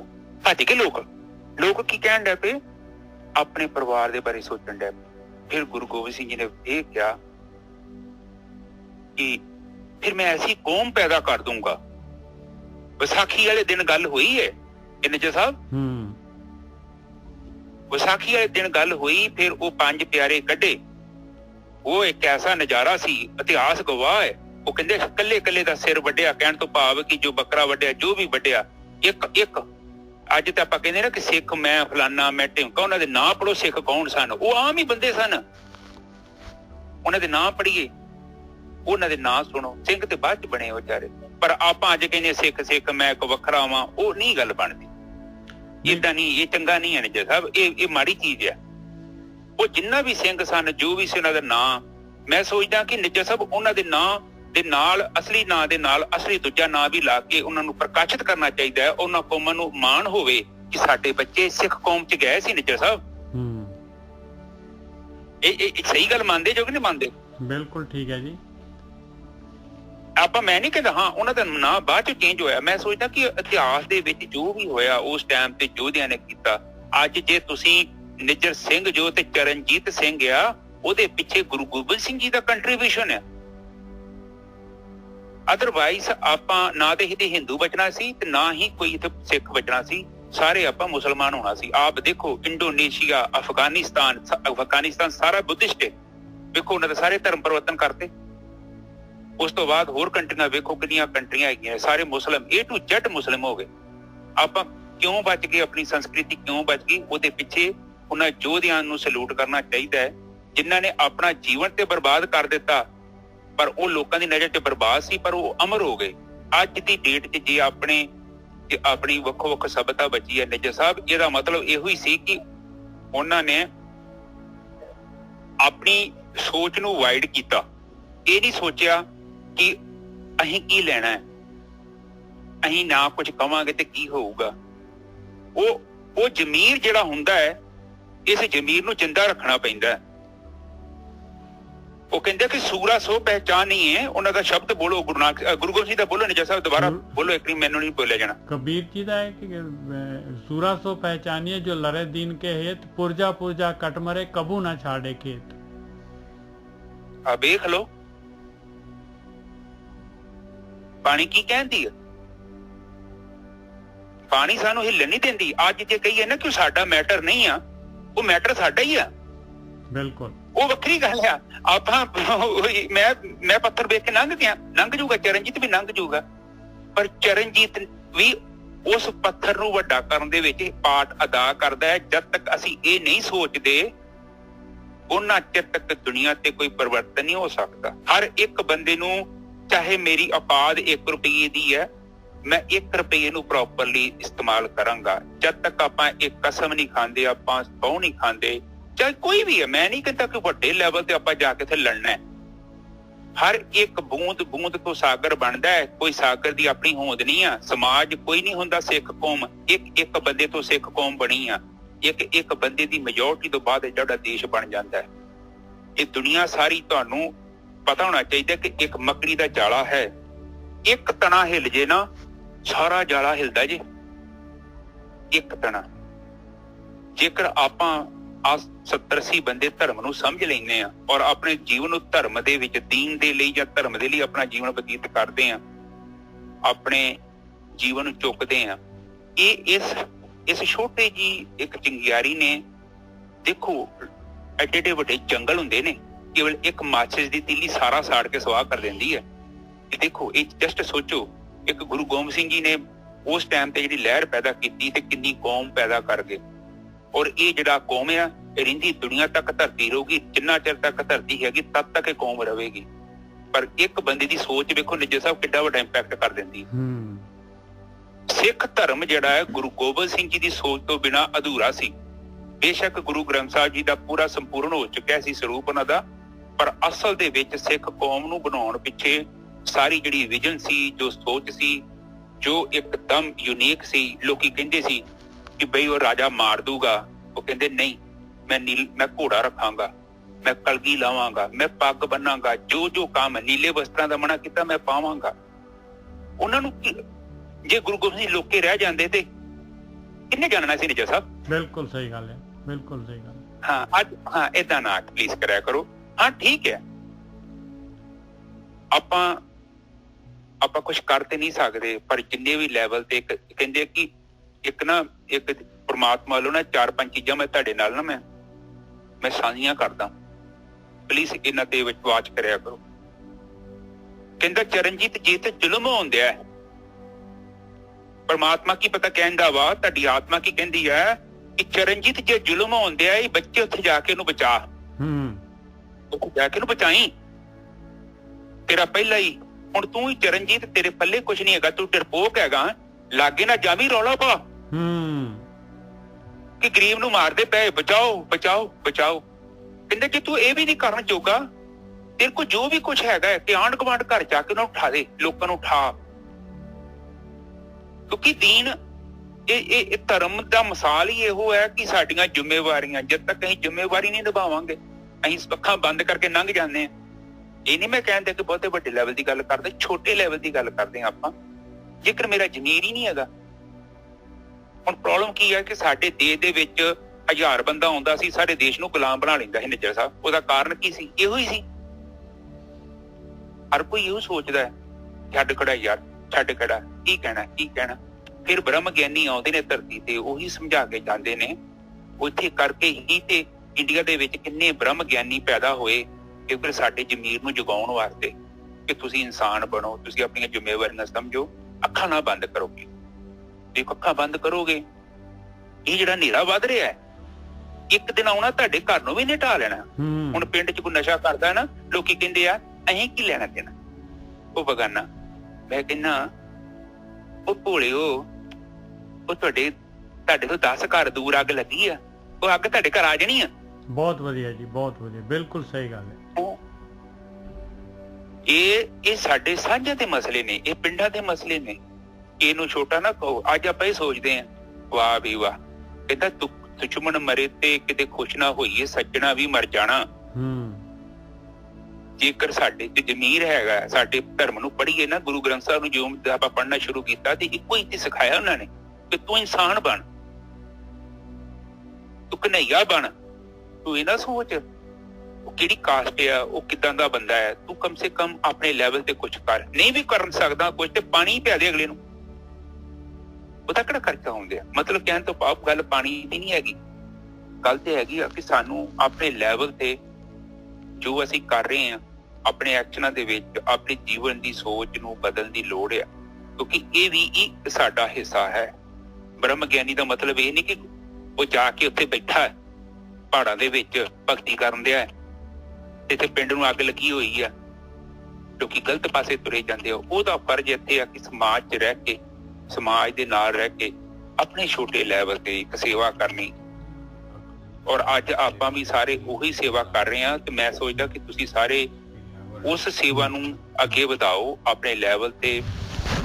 ਜੇ ਕੋਈ ਤੁਸੀਂ 150 ਵੀ ਦਾਨ ਕਰਦੇ ਜੋ, ਪਲੀਜ਼ ਉਹਨੂੰ ਰਾਈਟ ਜਗ੍ਹਾ ਤੇ ਪਹੁੰਚਾਓ, ਕਿਉਂਕਿ ਇਹ ਵਾਇਰਸ ਨੂੰ ਵਧਾ ਕੇ ਪਾਵਰ ਦੇ ਕੇ ਆਪਾਂ ਬਹੁਤ ਵਧਾਤਾ ਸੀ। ਗੁਰੂ ਗੋਬਿੰਦ ਸਿੰਘ ਜੀ ਨੇ ਉਦੋਂ ਮਸੰਦ ਸਾੜੇ ਨੇ ਜਿਹੜਾ ਸਾਹਿਬ ਸਾੜੇ ਸੀ ਨਾ, ਬਿਲਕੁਲ। ਉਹਦਾ ਕਾਰਨ ਕੀ ਸੀ? ਸਾੜਨ ਦੀ ਲੋੜ ਤੇ ਕੋਈ ਨਹੀਂ ਸੀ, ਪਰ ਅੱਜ ਦੀ ਡੇਟ 'ਚ ਵੀ ਆਪਾਂ ਨੂੰ ਜੇ ਕੋਈ ਪਿੰਡ ਦੇ ਵਿੱਚ ਕੋਈ ਏਦਾਂ ਦੀ ਇਲੈਕਸ਼ਨ ਹੁੰਦੀ ਆ, ਪਿੰਡ ਦੀ ਸੁਸਾਇਟੀ ਬਣਦੀ ਆ, ਪਲੀਜ਼ ਜਾਓ ਜ਼ਰੂਰ ਉੱਥੇ ਪਾਰਟੀਸਿਪੇਟ ਕਰੋ, ਆਪਣੇ ਵਿਚਾਰ ਦੱਸੋ ਤੇ ਤਾਂ ਜੋ ਚੰਗੇ ਲੋਕ ਅੱਗੇ ਆਉਣ। ਹੁਣ ਸਾਡੇ ਦੇਸ਼ 'ਚ 70% 30-40% ਦੇ ਲੋਕੀ ਵੋਟਾਂ ਹੀ ਨਹੀਂ ਪਾਉਂਦੇ। ਉਮੜ ਕੇ ਕਹਿੰਦੇ ਇਨਕਲਾਬ ਹੋਵੇ। ਇਨਕਲਾਬ ਕਿੱਥੋਂ ਹੋਊਗਾ? 40% ਤੁਸੀਂ ਕੋਈ ਵਿਆਹ ਤੇ ਚਲਾ ਗਿਆ, ਕੋਈ ਭੂਆ ਨੂੰ ਮਿਲਣ ਚੱਲ ਗਿਆ, ਕੋਈ ਸਗਨਾਂ ਤੇ ਚੱਲ ਗਿਆ ਤੇ ਉਹ ਵੋਟ ਤੁਹਾਡੀ, ਉਹ ਵੋਟ ਦੇ ਪਿੱਛੇ ਉਹਨਾਂ ਲੋਕਾਂ ਦੀਆਂ ਜ਼ਿੰਦਗੀਆਂ ਲੱਗੀਆਂ ਸਨ। ਅੱਜ ਦੀ ਡੇਟ 'ਚ ਵੀ ਜੇ ਕਿਸੇ ਨੂੰ ਸ਼ੱਕ ਹੋਵੇ ਨਾ ਤਾਂ ਕਾਲੇ ਪਾਣੀ 'ਚ ਜਾ ਕੇ ਵੇਖੋ, ਕਾਲੇ ਪਾਣੀ ਦੇ ਵਿੱਚ ਇੰਨੀਆਂ ਸਿੱਲਾਂ ਲੱਗੀਆਂ ਨੇ, ਉਤੋਂ 70% ਸਿੱਖਾਂ ਦੀਆਂ ਸ਼ਹਾਦਤਾਂ ਹੋਈਆਂ ਨੇ। ਉਹਨਾਂ ਨੂੰ ਕੀ ਲੋੜ ਪਈ ਸੀ ਯਾਰ ਸਾਨੂੰ ਆਜ਼ਾਦੀ ਦਿਵਾਉਣ ਦੇ ਲਈ? ਆਜ਼ਾਦੀ ਦਾ ਪਤਾ ਸੀ ਸਾਡੇ ਕੋਲ ਕੀ ਸਨ ਰਾਈਟਸ। 40-50 ਸਾਲ ਪਹਿਲਾਂ ਜਾ ਕੇ ਵੀਡੀਓ ਵੇਖੋ। ਅੱਜ ਦੇਸ਼ ਇੰਨੀ ਤਰੱਕੀ ਕਰ ਗਿਆ, ਕਿਹਦੇ ਸਿਰ ਤੇ ਕਰ ਗਿਆ? ਕੇਵਲ ਉਹਨਾਂ ਸਿਰ ਤੇ, ਉਹਨਾਂ ਥੋੜੇ ਜਿਹੇ ਬੰਦਿਆਂ ਕਰਕੇ ਜਿਨ੍ਹਾਂ ਨੇ ਆਪਣਾ ਜੀਵਨ ਦੀ ਪਰਵਾਹ ਨਹੀਂ ਕੀਤੀ। ਅੱਜ ਚਰਨਜੀਤ 6 ਮਹੀਨੇ ਘਰੋਂ ਬਾਹਰ ਆ ਜੇ ਨਾ ਤੇ ਘਰ ਦੇ ਲਾਲੇ ਪੈ ਜਾਣੇ ਆ। ਉਹਨਾਂ ਆਪਣਾ ਜੀਵਨ ਵਾਰਤਾ ਸੀ ਕਿ ਨਹੀਂ ਆਉਣ ਵਾਲੀਆਂ ਨਸਲਾਂ ਕਿਤੇ ਸਾਨੂੰ ਇਹ ਨਾ ਕਹਿਣ ਕਿ ਗਰਦਾਰ ਸੀ ਉਹ ਲੋਕ। ਤੇ ਆਪਾਂ ਸੋਚਦੇ ਹਾਂ ਕਿ ਉਹ ਬੜਾ ਧਾਰਮਿਕ ਬੰਦਾ ਹੈ ਜੀ, ਉਹ ਫਲਾਨਾ ਤੇ ਟਿਮਕਾ ਹੈ, ਤੇ ਆਪਾਂ ਵੋਟਾਂ ਪਾ ਦਿੰਦੇ ਆ। ਹਰ ਸਾਲ 5 ਸਾਲਾਂ ਬਾਅਦ ਸ਼੍ਰੋਮਣੀ ਕਮੇਟੀ ਦੀ ਇਲੈਕਸ਼ਨ ਹੁੰਦੀ ਹੈ ਤੇ ਆਪਾਂ ਵੋਟਾਂ ਨਹੀਂ ਪਾਉਂਦੇ। ਉਹ ਕੌਣ ਜਿੱਤਦੇ ਨੇ, ਕਿੱਥੋਂ ਆਉਂਦੇ ਨੇ ਲੋਕ? ਆਪਾਂ ਪਾਉਂਦੇ ਤੇ ਤਾਂ ਹੀ ਨਿੱਜਰ ਸਾਹਿਬ ਜਿੱਤ ਰਿਹਾ ਕੋਈ। ਹੈਲੋ, ਹਾਂਜੀ ਹਾਂਜੀ ਠੀਕ ਹੈ ਨਿੱਜਰ ਸਾਹਿਬ, ਬਿਲਕੁਲ ਸਹੀ ਹੈ ਜੀ। ਇੱਕ ਦੇਖੋ ਗੁਰੂ ਨਾਨਕ ਸਾਹਿਬ ਜਿਹੜੇ ਹੈਗੇ, ਇਹਨਾਂ ਦੀ ਇੱਕ ਸ਼ਲੋਕ ਹੈਗਾ, ਮੈਂ ਉਹ ਲੈਣਾ ਚਾਹੁੰਦਾ ਇਸ ਟੌਪਿਕ ਦੇ ਉੱਤੇ ਹੀ ਹੈਗਾ। ਕਹਿੰਦੇ ਸ਼ਲੋਕ ਮਹਲਾ ਪਹਿਲਾ, ਤ੍ਰਿਗ ਤਿਨਾ ਕਾ ਜੀਵਿਆ ਜੇ ਲਿਖ ਲਿਖ ਵੇਚੇ ਨਾਉ, खेती जिनकी उजड़े खलवाड़े क्या थाओ, सच्चे सर में बाहरे अगे लहे न दाद, अकल ए ना आखिए अकल गवाइए बाद, अकली साहेब सेविए अकली पाइए मान, अकली पढ़ के बुझिए अकली कीचे दान। आ देखो की कह रहे हैं महाराज, अकल दे नाल साहेब सेविए, कहते बाद विवाद च ना अकल गवाओ, अकल ये ना आखिए अकल गवाइए बाद। कहते बाद विवाद दे विच बहस मुबहस च अकल गवाई जाते हैं। अकली साहिब से भी है, अकली अकल दे नाल परमात्मा दा सिमरन ध्यान सिमरन भगती अकल दे नाल करो। अकली साहिब से भी है, अकली पाइए मान, अकल दे नाल ईमान मिलना है। अकली पढ़ के बुझिए, ज्ञान नू पढ़ो और बुझो। अकली कीचे दान, दान करना है अकल दे नाल दिओ। भी तेरा दान कित्थे जा रहा है, किते जिहड़ा हैगा ਇਹਦੇ ਨਾਲ अगला ऐश आराम ਤਾਂ नहीं करूगा, अगला जिहड़ा हैगा ਇਹਨੂੰ उड़ा ਤਾਂ नहीं ਦਊਗਾ। नानक आखे राह ਇਹੋ ਹੋਰ ਗੱਲਾਂ शैतान, आही रस्ता है पाई, बाकी ਕਹਿੰਦੇ ਆ ਹੋਰ ਗੱਲਾਂ शैतान ਦੀਆਂ ਹੈ। ਹਾਂਜੀ ਗੁਰੂ ਸਾਹਿਬ।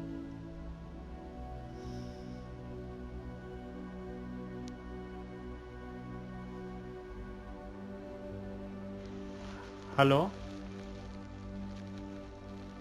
गोरकी साहब का कनेक्शन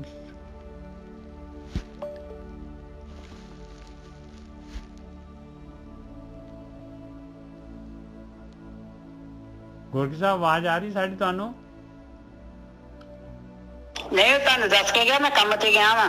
ਅੱਛਾ ਅੱਛਾ, ਓਕੇ, ਮੈਂ ਨਹੀਂ ਸੁਣਿਆ। ਹਾਂ ਨਹੀਂ, ਜੋ ਸ਼ਲੋਕ ਪੜ੍ਹਦੇ ਸੀ ਉਦੋਂ ਚਲ ਗਿਆ ਨਾ ਹੁਣ। Okay okay okay okay.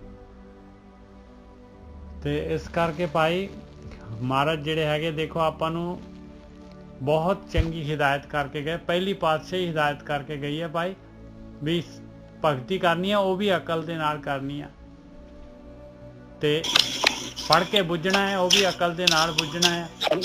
Hello, Waheguru Khalsa Waheguru Khalsa Waheguru ਫਤਿਹ। ਨਿੱਜਰ ਸਾਹਿਬ, ਹਾਂਜੀ, ਵਾਹਿਗੁਰੂ ਜੀ ਕਾ ਖਾਲਸਾ ਵਾਹਿਗੁਰੂ ਜੀ ਕੀ ਫਤਿਹ ਜੀ।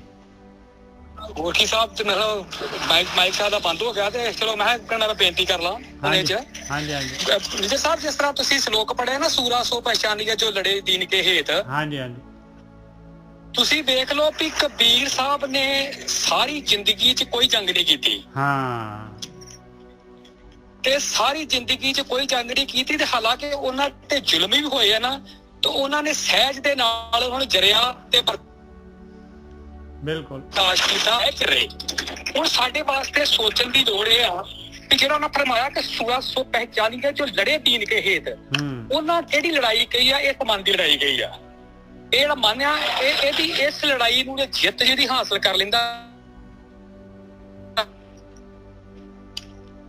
ਤੁਹਾਡਾ ਨੈਟ ਨਹੀਂ ਵਧੀਆ ਹੈ। ਹਾਂਜੀ ਨਿੱਜਰ ਸਾਹਿਬ, ਹਾਂ ਸੌਰੀ ਹਾਂਜੀ ਹਾਂਜੀ, ਉਹ ਪਿੱਛੇ ਕਾ ਫੋਨ ਜਾ ਗਿਆ। ਹਾਂਜੀ ਬੋਲੋ ਨਿੱਜਰ ਸਾਹਿਬ। ਮੈਂ ਇਹ ਕਹਿ ਗੁਰੂ ਨਾਨਕ ਸਾਹਿਬ ਦੀ ਅਸੀਂ ਪੌੜੀ ਲਈ ਸੀਗੀ, ਉਹ ਕਹਿੰਦੇ ਅਕਲੀ ਇਹ ਨਾ ਆਖੀਏ ਅਕਲ ਗਵਾਈਏ ਬਾਦ। ਕਹਿੰਦੇ ਜੇ ਬਾਦ ਵਿਵਾਦ ਬਹਿਸ ਮੁਬਹਿਸ ਚ ਅਕਲ ਗਵਾ ਰਹੇ ਹੋ ਤੁਸੀਂ, ਜਿਹੜਾ ਹੈਗਾ ਉੱਤੇ ਜਿਹੜਾ ਹੈਗਾ, ਕਹਿੰਦੇ ਇਹ ਤਾਂ ਕੋਈ ਅਕਲਮੰਦੀ ਨਹੀਂ ਹੋਈ।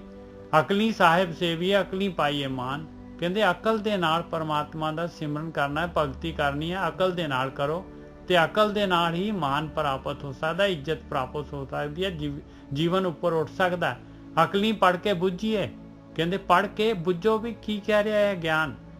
ਅਕਲੀ ਕੀਚੇ ਦਾਨ, ਕਹਿੰਦੇ ਅਕਲ ਦੇ ਨਾਲ ਦਾਨ ਕਰ ਭਾਈ, ਵੀ ਤੇਰਾ ਦਾਨ ਜਿਹੜਾ ਕਿਤੇ ਲੱਗ ਰਿਹਾ ਹੈ ਜਾਂ ਕਿਤੇ ਜਿਹੜਾ ਹੈਗਾ ਇਹ ਕਿਤੇ ਜਿਹੜਾ ਹੈਗਾ ਇਹਦਾ ਦੁਰਉਪਯੋਗ ਹੋ ਰਿਹਾ ਹੈ। ਨਾਨਕ ਆਖੇ ਰਾਹ ਇਹੋ, ਹੋਰ ਗੱਲਾਂ ਸ਼ੈਤਾਨ। ਕਹਿੰਦੇ ਆਹੀ ਰਸਤਾ ਹੈ ਭਾਈ, ਬਾਕੀ ਗੱਲਾਂ ਤਾਂ ਸ਼ੈਤਾਨ ਦੀਆਂ ਹੈ, ਜੋ ਮਰਜ਼ੀ ਸ਼ੈਤਾਨ ਨੂੰ ਖਵਾਈ ਜਾਓ। ਹਾਂਜੀ ਵੀਰ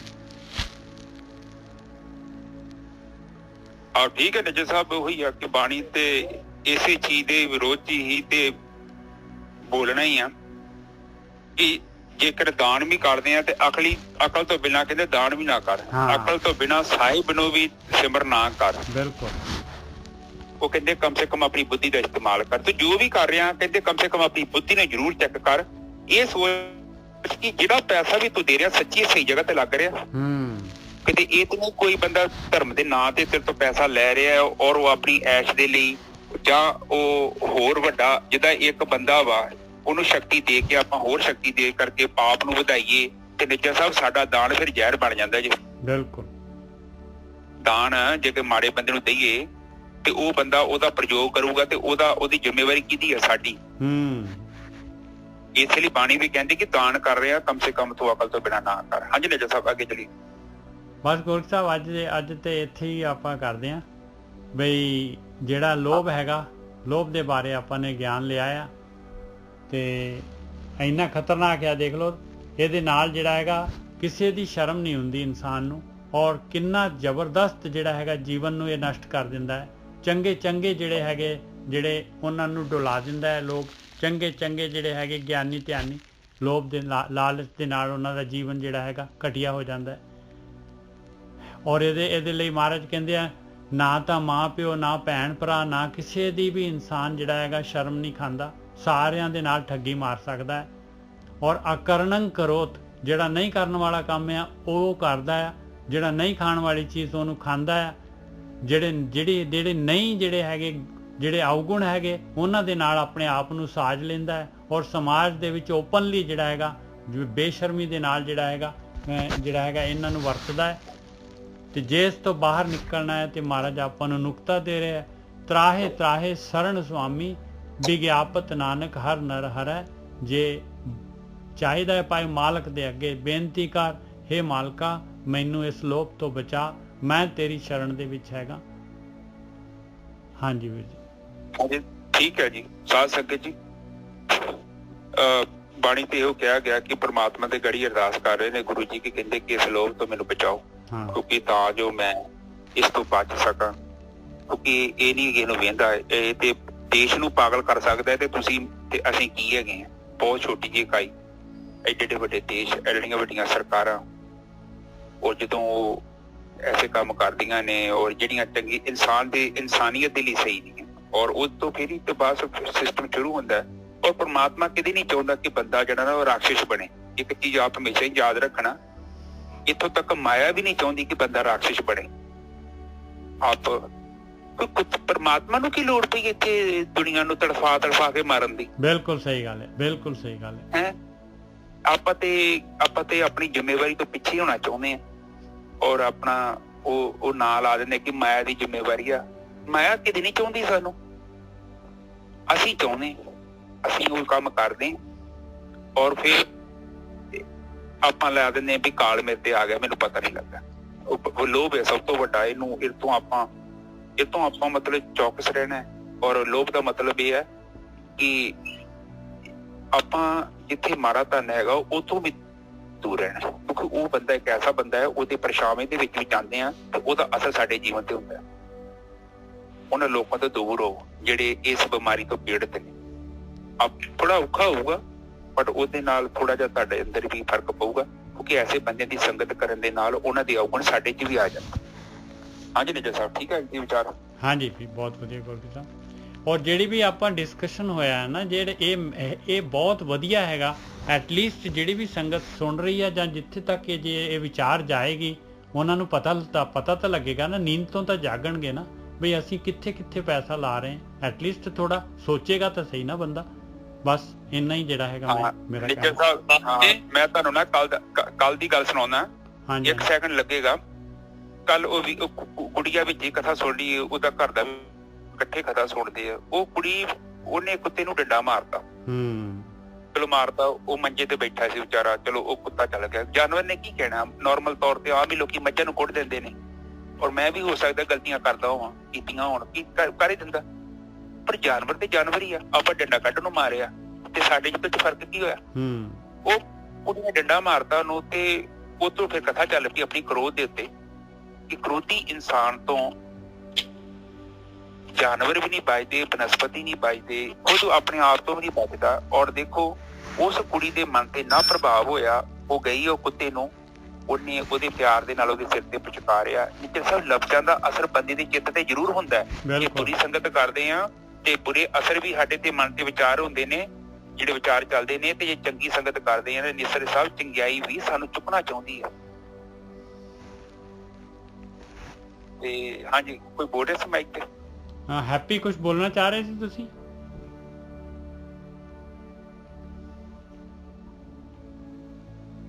ਨਹੀਂ, ਚਲੋ ਠੀਕ ਹੈ। ਅੱਜ ਦੀ ਵਿਚਾਰ ਸਾਂਝ ਸੰਗਤ ਜੀ ਇੱਥੇ ਹੀ ਸਮਾਪਤ ਕਰੀਏ। ਔਰ ਮਾਈਂਡ ਨਹੀਂ ਕਰਨਾ, ਇਹ ਵੀ ਇੱਕ ਸਾਡੇ ਜੀਵਨ ਦਾ ਹਿੱਸਾ ਵਾ। ਜਿਹੜੇ ਸਮਾਜ 'ਚ ਰਹਿੰਦੇ ਆ, ਆਪਾਂ ਆਪਣਾ ਜੀਵਨ ਤੇ ਬਾਣੀ 'ਚ ਕਿਹਾ ਆਪ ਜਪੇ ਤੇ ਅਵਰੇ ਨਾਮ ਜਪਾਵੇ। ਆਪ ਵੀ ਜਪਣਾ, ਦੂਜੇ ਨੂੰ ਵੀ ਜਪਾਉਣਾ। ਜੇਕਰ ਅਸੀਂ ਭਗਤੀਆਂ ਸਮਾਧੀਆਂ ਲਾ ਕੇ ਬੈਠੇ ਹੋਈਏ, ਗੁਰੂ ਗੋਬਿੰਦ ਸਿੰਘ ਜੀ ਨੇ ਇਹੋ ਸਿਖਾਇਆ ਸੀ, ਹੁਣ ਸਮਾਧੀ ਦਾ ਟਾਈਮ ਨਹੀਂ ਹੈਗਾ, ਹੁਣ ਤੇ ਵੀਰ ਰਸ ਦਾ ਟਾਈਮ ਆ, ਹੁਣ ਕੁਛ ਕਰਨ ਦਾ ਟਾਈਮ ਹੈ। ਇਹ ਨਾ ਹੋਵੇ ਕਿ ਲੇਟ ਹੋ ਜੇ। ਜ਼ੁਲਮ ਬਹੁਤ ਵੱਧ ਗਿਆ ਸੀ। ਅੱਜ ਦੀ ਡੇਟ 'ਚ ਵੀ ਜੇ ਕੁਝ ਹੋ ਰਿਹਾ, ਕੋਈ ਚੀਜ਼ ਸਹੀ ਨਹੀਂ ਆ ਔਰ ਤੁਹਾਨੂੰ ਨਹੀਂ ਚੰਗੀ ਲੱਗਦੀ, ਪਲੀਜ਼ ਉਹਦੇ ਲਈ ਥੋੜੇ ਲੈਵਲ ਤੇ ਆਪਣੇ ਕੋਲ ਸੋਸ਼ਲ ਮੀਡੀਆ ਹੈਗਾ, ਉੱਥੇ ਵੀ ਥੋੜਾ ਜਿਹਾ ਹੱਥ ਜ਼ਰੂਰ ਚੁੱਕਿਆ ਕਰੋ, ਕਮ ਸੇ ਕਮ ਕਿ ਇਹ ਜਿਹੜੀ ਚੀਜ਼ ਹੈਗੀ ਹੈ ਸਹੀ ਨਹੀਂ ਹੈ। ਇੱਕ ਮੈਸੇਜ ਟਾਈਪ ਕਰ ਦਿਆ ਕਰੋ, ਜ਼ਿਆਦਾ ਨਹੀਂ। ਕਿਤੇ ਕੋਈ ਮਾੜੀ ਚੀਜ਼ ਹੋ ਰਹੀ ਹੈ, ਪਲੀਜ਼ ਉਹਨੂੰ ਸਪੋਰਟ ਕਰੋ। ਜੇ ਕੋਈ ਲੜਦਾ ਪਿਆ ਹੈ ਨਾ, ਆਪਾਂ ਨਹੀਂ ਲੜ ਸਕਦੇ, ਕਮ ਸੇ ਕਮ ਜਿਹੜਾ ਲੜਦਾ ਪਿਆ ਉਹਦੀ ਮਦਦ ਕਰੋ, ਇੰਨਾ ਜ਼ਰੂਰ ਕਰਿਆ ਕਰੋ। ਨਹੀਂ ਤਾਂ ਉਹ ਬੰਦੇ ਦਾ ਹੌਸਲਾ ਟੁੱਟ ਜਾਂਦਾ ਹੈ। ਤੇ ਇਹੋ ਹੀ ਆ ਕਿ ਬਾਕੀ ਹੋਰ ਤੇ ਕੁਛ ਵੀ ਨਹੀਂ। ਜੀਵਨ ਦਾ ਮਤਲਬ ਇਹੋ ਹੀ ਆ, ਜੀਵਨ ਦਾ ਸੰਪੂਰਨ ਰੂਪ 'ਚ ਉਹਨੂੰ ਜੀਆ ਜਾਏ। ਆਪਣੀਆਂ ਡਿਊਟੀਆਂ ਤੇ ਨਹੀਂ ਭੱਜਣਾ। ਥੋੜਾ ਨੁਕਸਾਨ ਜ਼ਰੂਰ ਹੁੰਦਾ ਹੈ, ਨਹੀਂ ਆਪਾਂ ਲੜ ਸਕਦੇ, ਆਪਾਂ ਇੰਨੇ ਨਹੀਂ ਹੈਗੇ ਕਿ ਆਜ਼ਾਦੀਆਂ ਲੜੀਏ, ਪਰ ਛੋਟੇ ਲੈਵਲ ਤੇ ਆਪਾਂ ਜੋ ਕਰਦੇ ਆ ਸਮਾਜ ਦੇ ਲਈ ਕਰਦੇ ਆ, ਉੱਥੇ ਆਪਣੀਆਂ ਜ਼ਿੰਮੇਵਾਰੀਆਂ ਨਿਭਾਈਏ। ਜੇ ਕੋਈ ਲੜਦਾ ਉਹਨੂੰ ਸਪੋਰਟ ਕਰੀਏ, ਇੰਨਾ ਹੀ ਆਪਣਾ ਕਹਿਣ ਤੋਂ ਭਾਵ ਆ। ਤੇ ਭਗਤੀ ਦੇ ਨਾਲ ਇਹ ਵੀ ਜ਼ਰੂਰੀ ਆ। ਭਗਤੀ ਦਾ ਮਤਲਬ ਇਹ ਨਹੀਂ ਕਿ ਇਕੱਲੀ ਭਗਤੀ, ਜੇ ਆਪਾਂ ਸਮਾਧੀ ਵੀ ਲਾਉਣੀ ਹੈ ਨਾ, ਆਖਰ ਤੇ ਸਮਾਧੀ ਨੇ ਫੇਰ ਕਹਿਣਾ ਵਾਪਸ ਜਾ ਸਮਾਜ ਦੇ ਵਿੱਚ, ਸੰਸਾਰ ਦੇ ਵਿੱਚ। ਇਹ ਮਾਈਕ ਕਿਹਦਾ ਆਨ ਹੈ ਨਜਰ ਸਾਹਿਬ? ਹੈਪੀ ਜੀ ਦਾ ਆਨ ਹੈ ਮਾਈਕ, ਮੈਂ ਬੰਦ ਕੀਤਾ ਸੀ। ਹਾਂਜੀ ਬਾਬੂ ਜੀ। ਹਾਂਜੀ ਬਾਬੂ ਜੀ, ਇੱਕ ਗੱਲ ਕਰਨੀ ਸੀਗੀ ਨਾ, ਜਿੱਦਾਂ ਚੱਲਦੀ ਸੀਗੀ ਨਾ, ਕਹਿੰਦੇ ਕਿ ਮਤਲਬ ਜਿਹੜੀ ਲੜਾਈਆਂ ਹੁੰਦੀਆਂ ਸਾਰੀਆਂ, ਮੰਤਰੀ ਤੋਂ ਲੈ ਕੇ ਸੰਤਰੀ ਤੱਕ ਜੋ ਵੀ ਲੜਾਈਆਂ ਹੁੰਦੀਆਂ, ਕਹਿੰਦੇ ਕਿ ਉਹ ਕਬੀਰ ਪੰਚ ਕਾ ਝਗੜਾ ਨਾ, ਝਗੜੇ ਤੇ ਜਨਮ ਗਵਾਇਆ। ਝਗੜਾ ਤਾਂ ਪੰਜਾਂ ਦਾ ਹੀ ਆ ਨਾ, ਕਾਮ ਕਰੋ ਲੋਭ ਹੰਕਾਰ ਦਾ, ਸਾਰਿਆਂ ਦੇ ਵਿੱਚੋਂ ਕੋਈ ਨਾ ਕੋਈ ਨਿਕਲ ਰਿਹਾ ਹੈ। ਬਿਲਕੁਲ। ਹੁਣ ਕਹਿ ਲਓ ਕਿ ਮਤਲਬ ਮੰਤਰੀ ਤੋਂ ਲੈ ਕੇ ਜਿਹੜੇ ਮੰਤਰੀ ਕਹਿ ਲਓ ਕਿ ਵੱਡੀ ਪੋਸਟ ਤੇ ਬੰਦਾ ਬੈਠਾ ਰਹੇ, ਜੇ ਉਹਦੇ ਵਿੱਚ ਮਤਲਬ ਕੋਈ ਹੋਊਗਾ ਜੀਵ, ਮੈਨੂੰ ਨਹੀਂ ਪਤਾ ਉਹਨਾਂ ਦਾ, ਉਹ ਤਾਂ ਉਹ ਆਪਣੀਆਂ ਜਾਣਨ ਰਹੀ, ਆਪਦੀ ਬੰਦਾ ਆਪੇ ਕਹਾਣੀ ਜਾਣਦਾ ਹੁੰਦਾ, ਜੋ ਵੀ ਅੰਦਰ ਬੰਦੇ ਦੇ ਹੈਵੀ ਹੁੰਦਾ, ਕੋਈ ਨਾ ਕੋਈ ਤਾਂ ਬੰਦੇ ਤੇ ਹੈਗਾ ਹੁੰਦਾ ਹੀ ਹੈ ਵੀ। ਸ਼ਾਮ ਹੋਊਗਾ, ਕ੍ਰੋਧ, ਲੋਭ, ਹੰਕਾਰ ਹੋਊਗਾ ਰਾਏ, ਉਹਨੇ ਉਹ ਤੋਂ ਗਲਤ ਕੰਮ ਕਰਾਉਣੇ। ਇਹੀ ਹੋ ਰਿਹਾ ਐਕਚੁਅਲੀ। ਹੁਣ ਜੇਕਰ ਉਹਨੇ ਮਾਰੇ ਨਹੀਂ ਹੈਗੇ ਪੰਜ, ਤੇ ਉਹ ਭਲਾਈ ਕਿੱਦਾਂ ਕਰ ਲੈਣਗੇ? ਭਲਾਈ ਤਾਂ ਹੋਣੀ ਨੀ ਉਹਨਾਂ ਦੇ ਕੋਲੋਂ, ਵਿਕਰਨ ਉਹਦੇ ਅੰਦਰ ਪੰਜ ਚੋਰ ਬੈਠੇ ਆ, ਉਹਨੇ ਖਾਈ ਜਾਂਦੇ ਸਾਰਾ ਕੁਛ।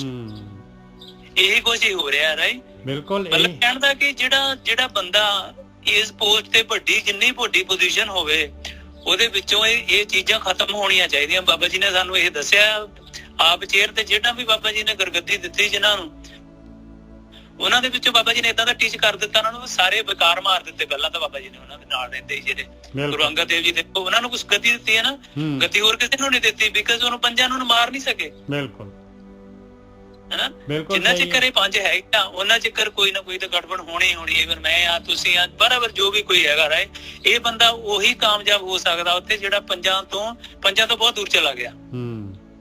ਹਨਾ, ਮੈਂ ਤਾਂ ਗੁਰਕੀ ਵੀ ਅੱਗੇ ਵੀ ਕਿਹਾ ਸੀਗਾ ਕਿ ਮਤਲਬ ਇਹ ਨਹੀਂ ਕਿਹਾ ਨਹੀਂ ਵੀ ਤੁਸੀਂ ਆਓ ਮੈਦਾਨ ਦੇ ਵਿੱਚ, ਕਿ ਮਤਲਬ ਕਿ ਦੇਖੋ ਬਾਬਾ ਜੀ ਕੀ ਕਰਵਾਉਂਦੇ ਆ ਰਹੇ। ਤੇ ਜਿੰਨਾ ਚਿਰ ਉੱਪਰਲਾ ਸਿਸਟਮ ਸਹੀ ਨਹੀਂ ਨਾ ਹੁੰਦਾ, ਉਹਨਾਂ ਚਿਰ ਥੱਲੇ ਦਾ ਵਾਲਾ ਵੀ ਨਹੀਂ ਹੋਣਾ ਹੈਗਾ। ਬਿਲਕੁਲ ਠੀਕ ਹੈ ਜੀ। ਔਰ ਇਸੇ ਲਈ ਜਿਹੜਾ ਹੈਗਾ ਨਾ, ਆਪਾਂ ਵੀਰ ਨੂੰ ਕਹੂੰਗਾ ਵੀ ਆਓ ਇੱਧਰ ਮੈਦਾਨ ਦੇ ਵਿੱਚ, ਇੱਧਰ ਵੱਡੀਆਂ ਦੇ ਜਿਹੜੀਆਂ ਸਟੇਜਾਂ, ਮਤਲਬ ਜੋ ਵੀ ਹੈਗਾ ਚੱਲ ਰਿਹਾ ਹੈਗਾ ਹਨਾ, ਇੱਥੇ ਆ ਕੇ ਖੜੇ ਹੋ ਤੁਸੀਂ ਤੇ ਫੇਰ ਦੇਖੋ ਬਾਬਾ ਜੀ ਨਹੀਂ ਭਾਜੀ ਹੈਪੀ ਭਾਜੀ ਪਤਾ ਕੀ ਆ, ਇੱਥੇ ਜਿੰਨੀ ਆਪਾਂ ਡਿਸਕਸ ਕੀਤੀ ਹੈ ਨਾ, ਆਪਾਂ ਕਿਸੇ ਨੂੰ ਨਹੀਂ ਸੁਧਾਰਨਾ, ਆਪਾਂ ਤਾਂ ਕੇਵਲ ਆਪਣੀ ਗੱਲ ਕੀਤੀ ਹੈ ਕਿ ਕਿਤੇ ਮੈਂ ਉਸ ਟੀਮ ਦੇ ਵਿੱਚ ਤੇ ਨਹੀਂ ਆ, ਕਹਿਣ ਤੋਂ ਭਾਵ ਇੰਨਾ ਹੀ ਆ, ਜ਼ਿਆਦਾ ਨਹੀਂ ਮੈਂ ਕਿਹਾ ਕਿ ਤੁਸੀਂ ਉੱਥੇ ਐਜੀਪੀਸੀ ਨਾਲ ਲੜਨ ਚੱਲ ਜਾਓ। ਇੱਥੇ ਆਪਣੀ ਕਥਾ ਕਰਨ ਦਾ ਵਿਚਾਰ ਇਹ ਆ ਕਿ ਉਹ ਜੋ ਲੋਕ ਕਰ ਰਹੇ ਨੇ ਅਸੀਂ ਉਹਦੇ ਵਿੱਚ ਸਾਡਾ ਹਿੱਸਾ ਤਾਂ ਨਹੀਂ ਹੈਗਾ, ਬਸ ਇੰਨਾ ਹੀ ਕੰਮ ਹੈ। ਬਸ ਜੇ ਹੈਗਾ ਹੈ ਤੇ ਸਾਨੂੰ ਪਿੱਛੇ ਹੋ ਜਾਣਾ ਚਾਹੀਦਾ, ਇੰਨਾ ਕੰਮ ਹੈ ਨੱਚਾ ਸਾਹਿਬ, ਇਸ ਤੋਂ ਵੱਧ ਕੁਛ ਕਰਨ ਦੀ ਲੋੜ ਨਹੀਂ।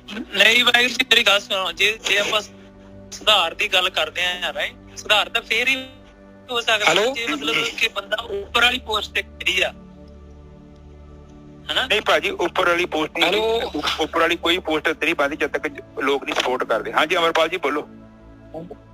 ਗੋਰਖੀ ਸਾਹਿਬ ਵਾਹਿਗੁਰੂ ਖਾਲਸਾ ਵਾਹਿਗੁਰੂ ਜੀ ਕੀ ਫਤਿਹ। ਗੋਰਖੀ ਸਾਹਿਬ ਪਤਾ ਤੁਸੀਂ ਬੜੀ ਅੱਛੀ ਗੱਲ ਕਹੀ ਆ, ਗੁਰਬਾਣੀ ਚ ਆਉਂਦਾ ਵੀ ਇਸ ਦੇਹੀ ਅੰਦਰ 5 ਚੋਰ ਵਸੇ, ਅੰਮ੍ਰਿਤ ਲੂਟੇ ਮਨਮੁਖ ਨਾ ਸੂਝੇ ਪੁਕਾਰਾ।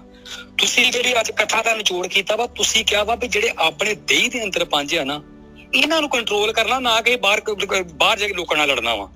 ਅਸੀਂ ਆਪ ਜੰਮੇ ਆ, ਅਸੀਂ ਆਪਣੀ ਕਬਰ ਚ ਆਪ ਹੀ ਜਾਣਾ, ਅਸੀਂ ਕਿਸੇ ਨੂੰ ਨਹੀਂ ਸੁਧਾਰਨਾ, ਆਪ ਸੁਧਰਨਾ ਵਾ। ਤੇ ਇੱਥੇ ਮਾਲਕ ਨੇ ਇੱਕ ਅੰਮ੍ਰਿਤ ਦਾ ਕੁੰਡ ਰੱਖਿਆ ਵਾ, ਜਿਹੜਾ ਕਿ ਸਾਡੀਆਂ ਇੰਦਰੀਆਂ ਪੀ ਜਾਂਦੀਆਂ ਵਾ, ਤੇ ਜਦੋਂ ਮਨ ਦਾ ਮੂੰਹ ਉਧਰ ਨੂੰ ਹੋ ਗਿਆ ਨਾ, ਤੇ ਮਨ ਦੀ ਮੁਕਤੀ ਉਦੋਂ ਹੋਣੀ ਹੈ ਜਦੋਂ ਉਸ ਅੰਮ੍ਰਿਤ ਤੱਕ ਪਹੁੰਚੂਗਾ। ਪਰ ਮਨ ਇੱਥੇ ਸੁੱਤਾ ਹੋਇਆ ਵਾ, ਤੋ ਉਹ ਅੰਮ੍ਰਿਤ ਲੁੱਟ ਰਹੀਆਂ ਇੰਦਰੀਆਂ। ਸੋ ਹਰਪ੍ਰੀਤ ਭਾਜੀ ਨੂੰ ਮੈਂ ਵੀ ਬੇਨਤੀ ਕਰੂੰਗਾ ਕਿ ਲੜਾਈ ਕੋਈ ਸਾਡੀ ਬਾਹਰ ਦੀ ਨਹੀਂ। ਕਬੀਰ ਸਾਹਿਬ ਨੇ ਫਰਮਾਇਆ ਸੀ, ਸੂਰਾ ਸੋ ਪਹਿਚਾਨੀਏ ਜੋ ਲੜੇ ਦੀਨ ਕੇ ਹੇਤ। ਕਬੀਰ ਸਾਹਿਬ ਨੇ ਆਪਣੀ ਜ਼ਿੰਦਗੀ ਚ, ਸਾਰੀ ਜ਼ਿੰਦਗੀ ਚ ਮੱਖੀ ਤੱਕ ਨਹੀਂ ਮਾਰੀ, ਪਰ ਕਿਹੜੀ ਲੜਾਈ ਦੀ ਗੱਲ ਕੀਤੀ ਆ? ਉਹਨਾਂ ਲੜਾਈ ਕੀਤੀ ਹੈ ਇਸ ਮੈਦਾਨੇ ਜੰਗ। ਸਾਡਾ ਜਿਹੜਾ ਸਰੀਰ ਹੈ ਨਾ, ਇਸ ਸਰੀਰ ਦੇ ਅੰਦਰ ਜਿਹੜੀ ਮਨ ਦੀ ਲੜਾਈ, ਇਸ ਮਨ ਦੀ ਲੜਾਈ ਨੂੰ ਜਿਹੜਾ ਬੰਦਾ ਜਿੱਤ ਕਰ ਲੈਂਦਾ ਨਾ, ਮਨ ਜੀਤੇ ਜਗ ਜੀਤ, ਉਹਦਾ ਇਸ ਦੁਨੀਆ ਤੇ ਆਇਆ ਸਫਲ ਆ ਜਿਹੜਾ ਮਨ ਨੂੰ ਜਿੱਤ ਲੈਂਦਾ।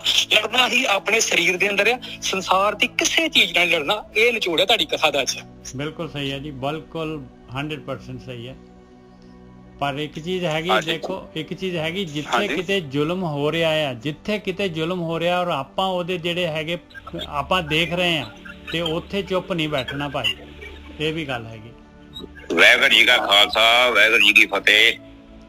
ਵਾਹਿਗੁਰੂ ਜੀ ਕਾ ਖਾਲਸਾ। ਭਾਈ ਸਾਹਿਬ ਮੈਂ ਵੀ 2 ਮਿੰਟ ਲਾਣਾ ਚਾਹੁੰਦਾ, ਮਾਮਾ ਬੋਲਦਾ ਮੈਂ। ਹਾਂਜੀ ਕੋਈ ਨਹੀਂ, ਤੁਸੀਂ ਸਾਡੇ ਵੀ ਮਾਮੇ ਹੀ ਹੋ।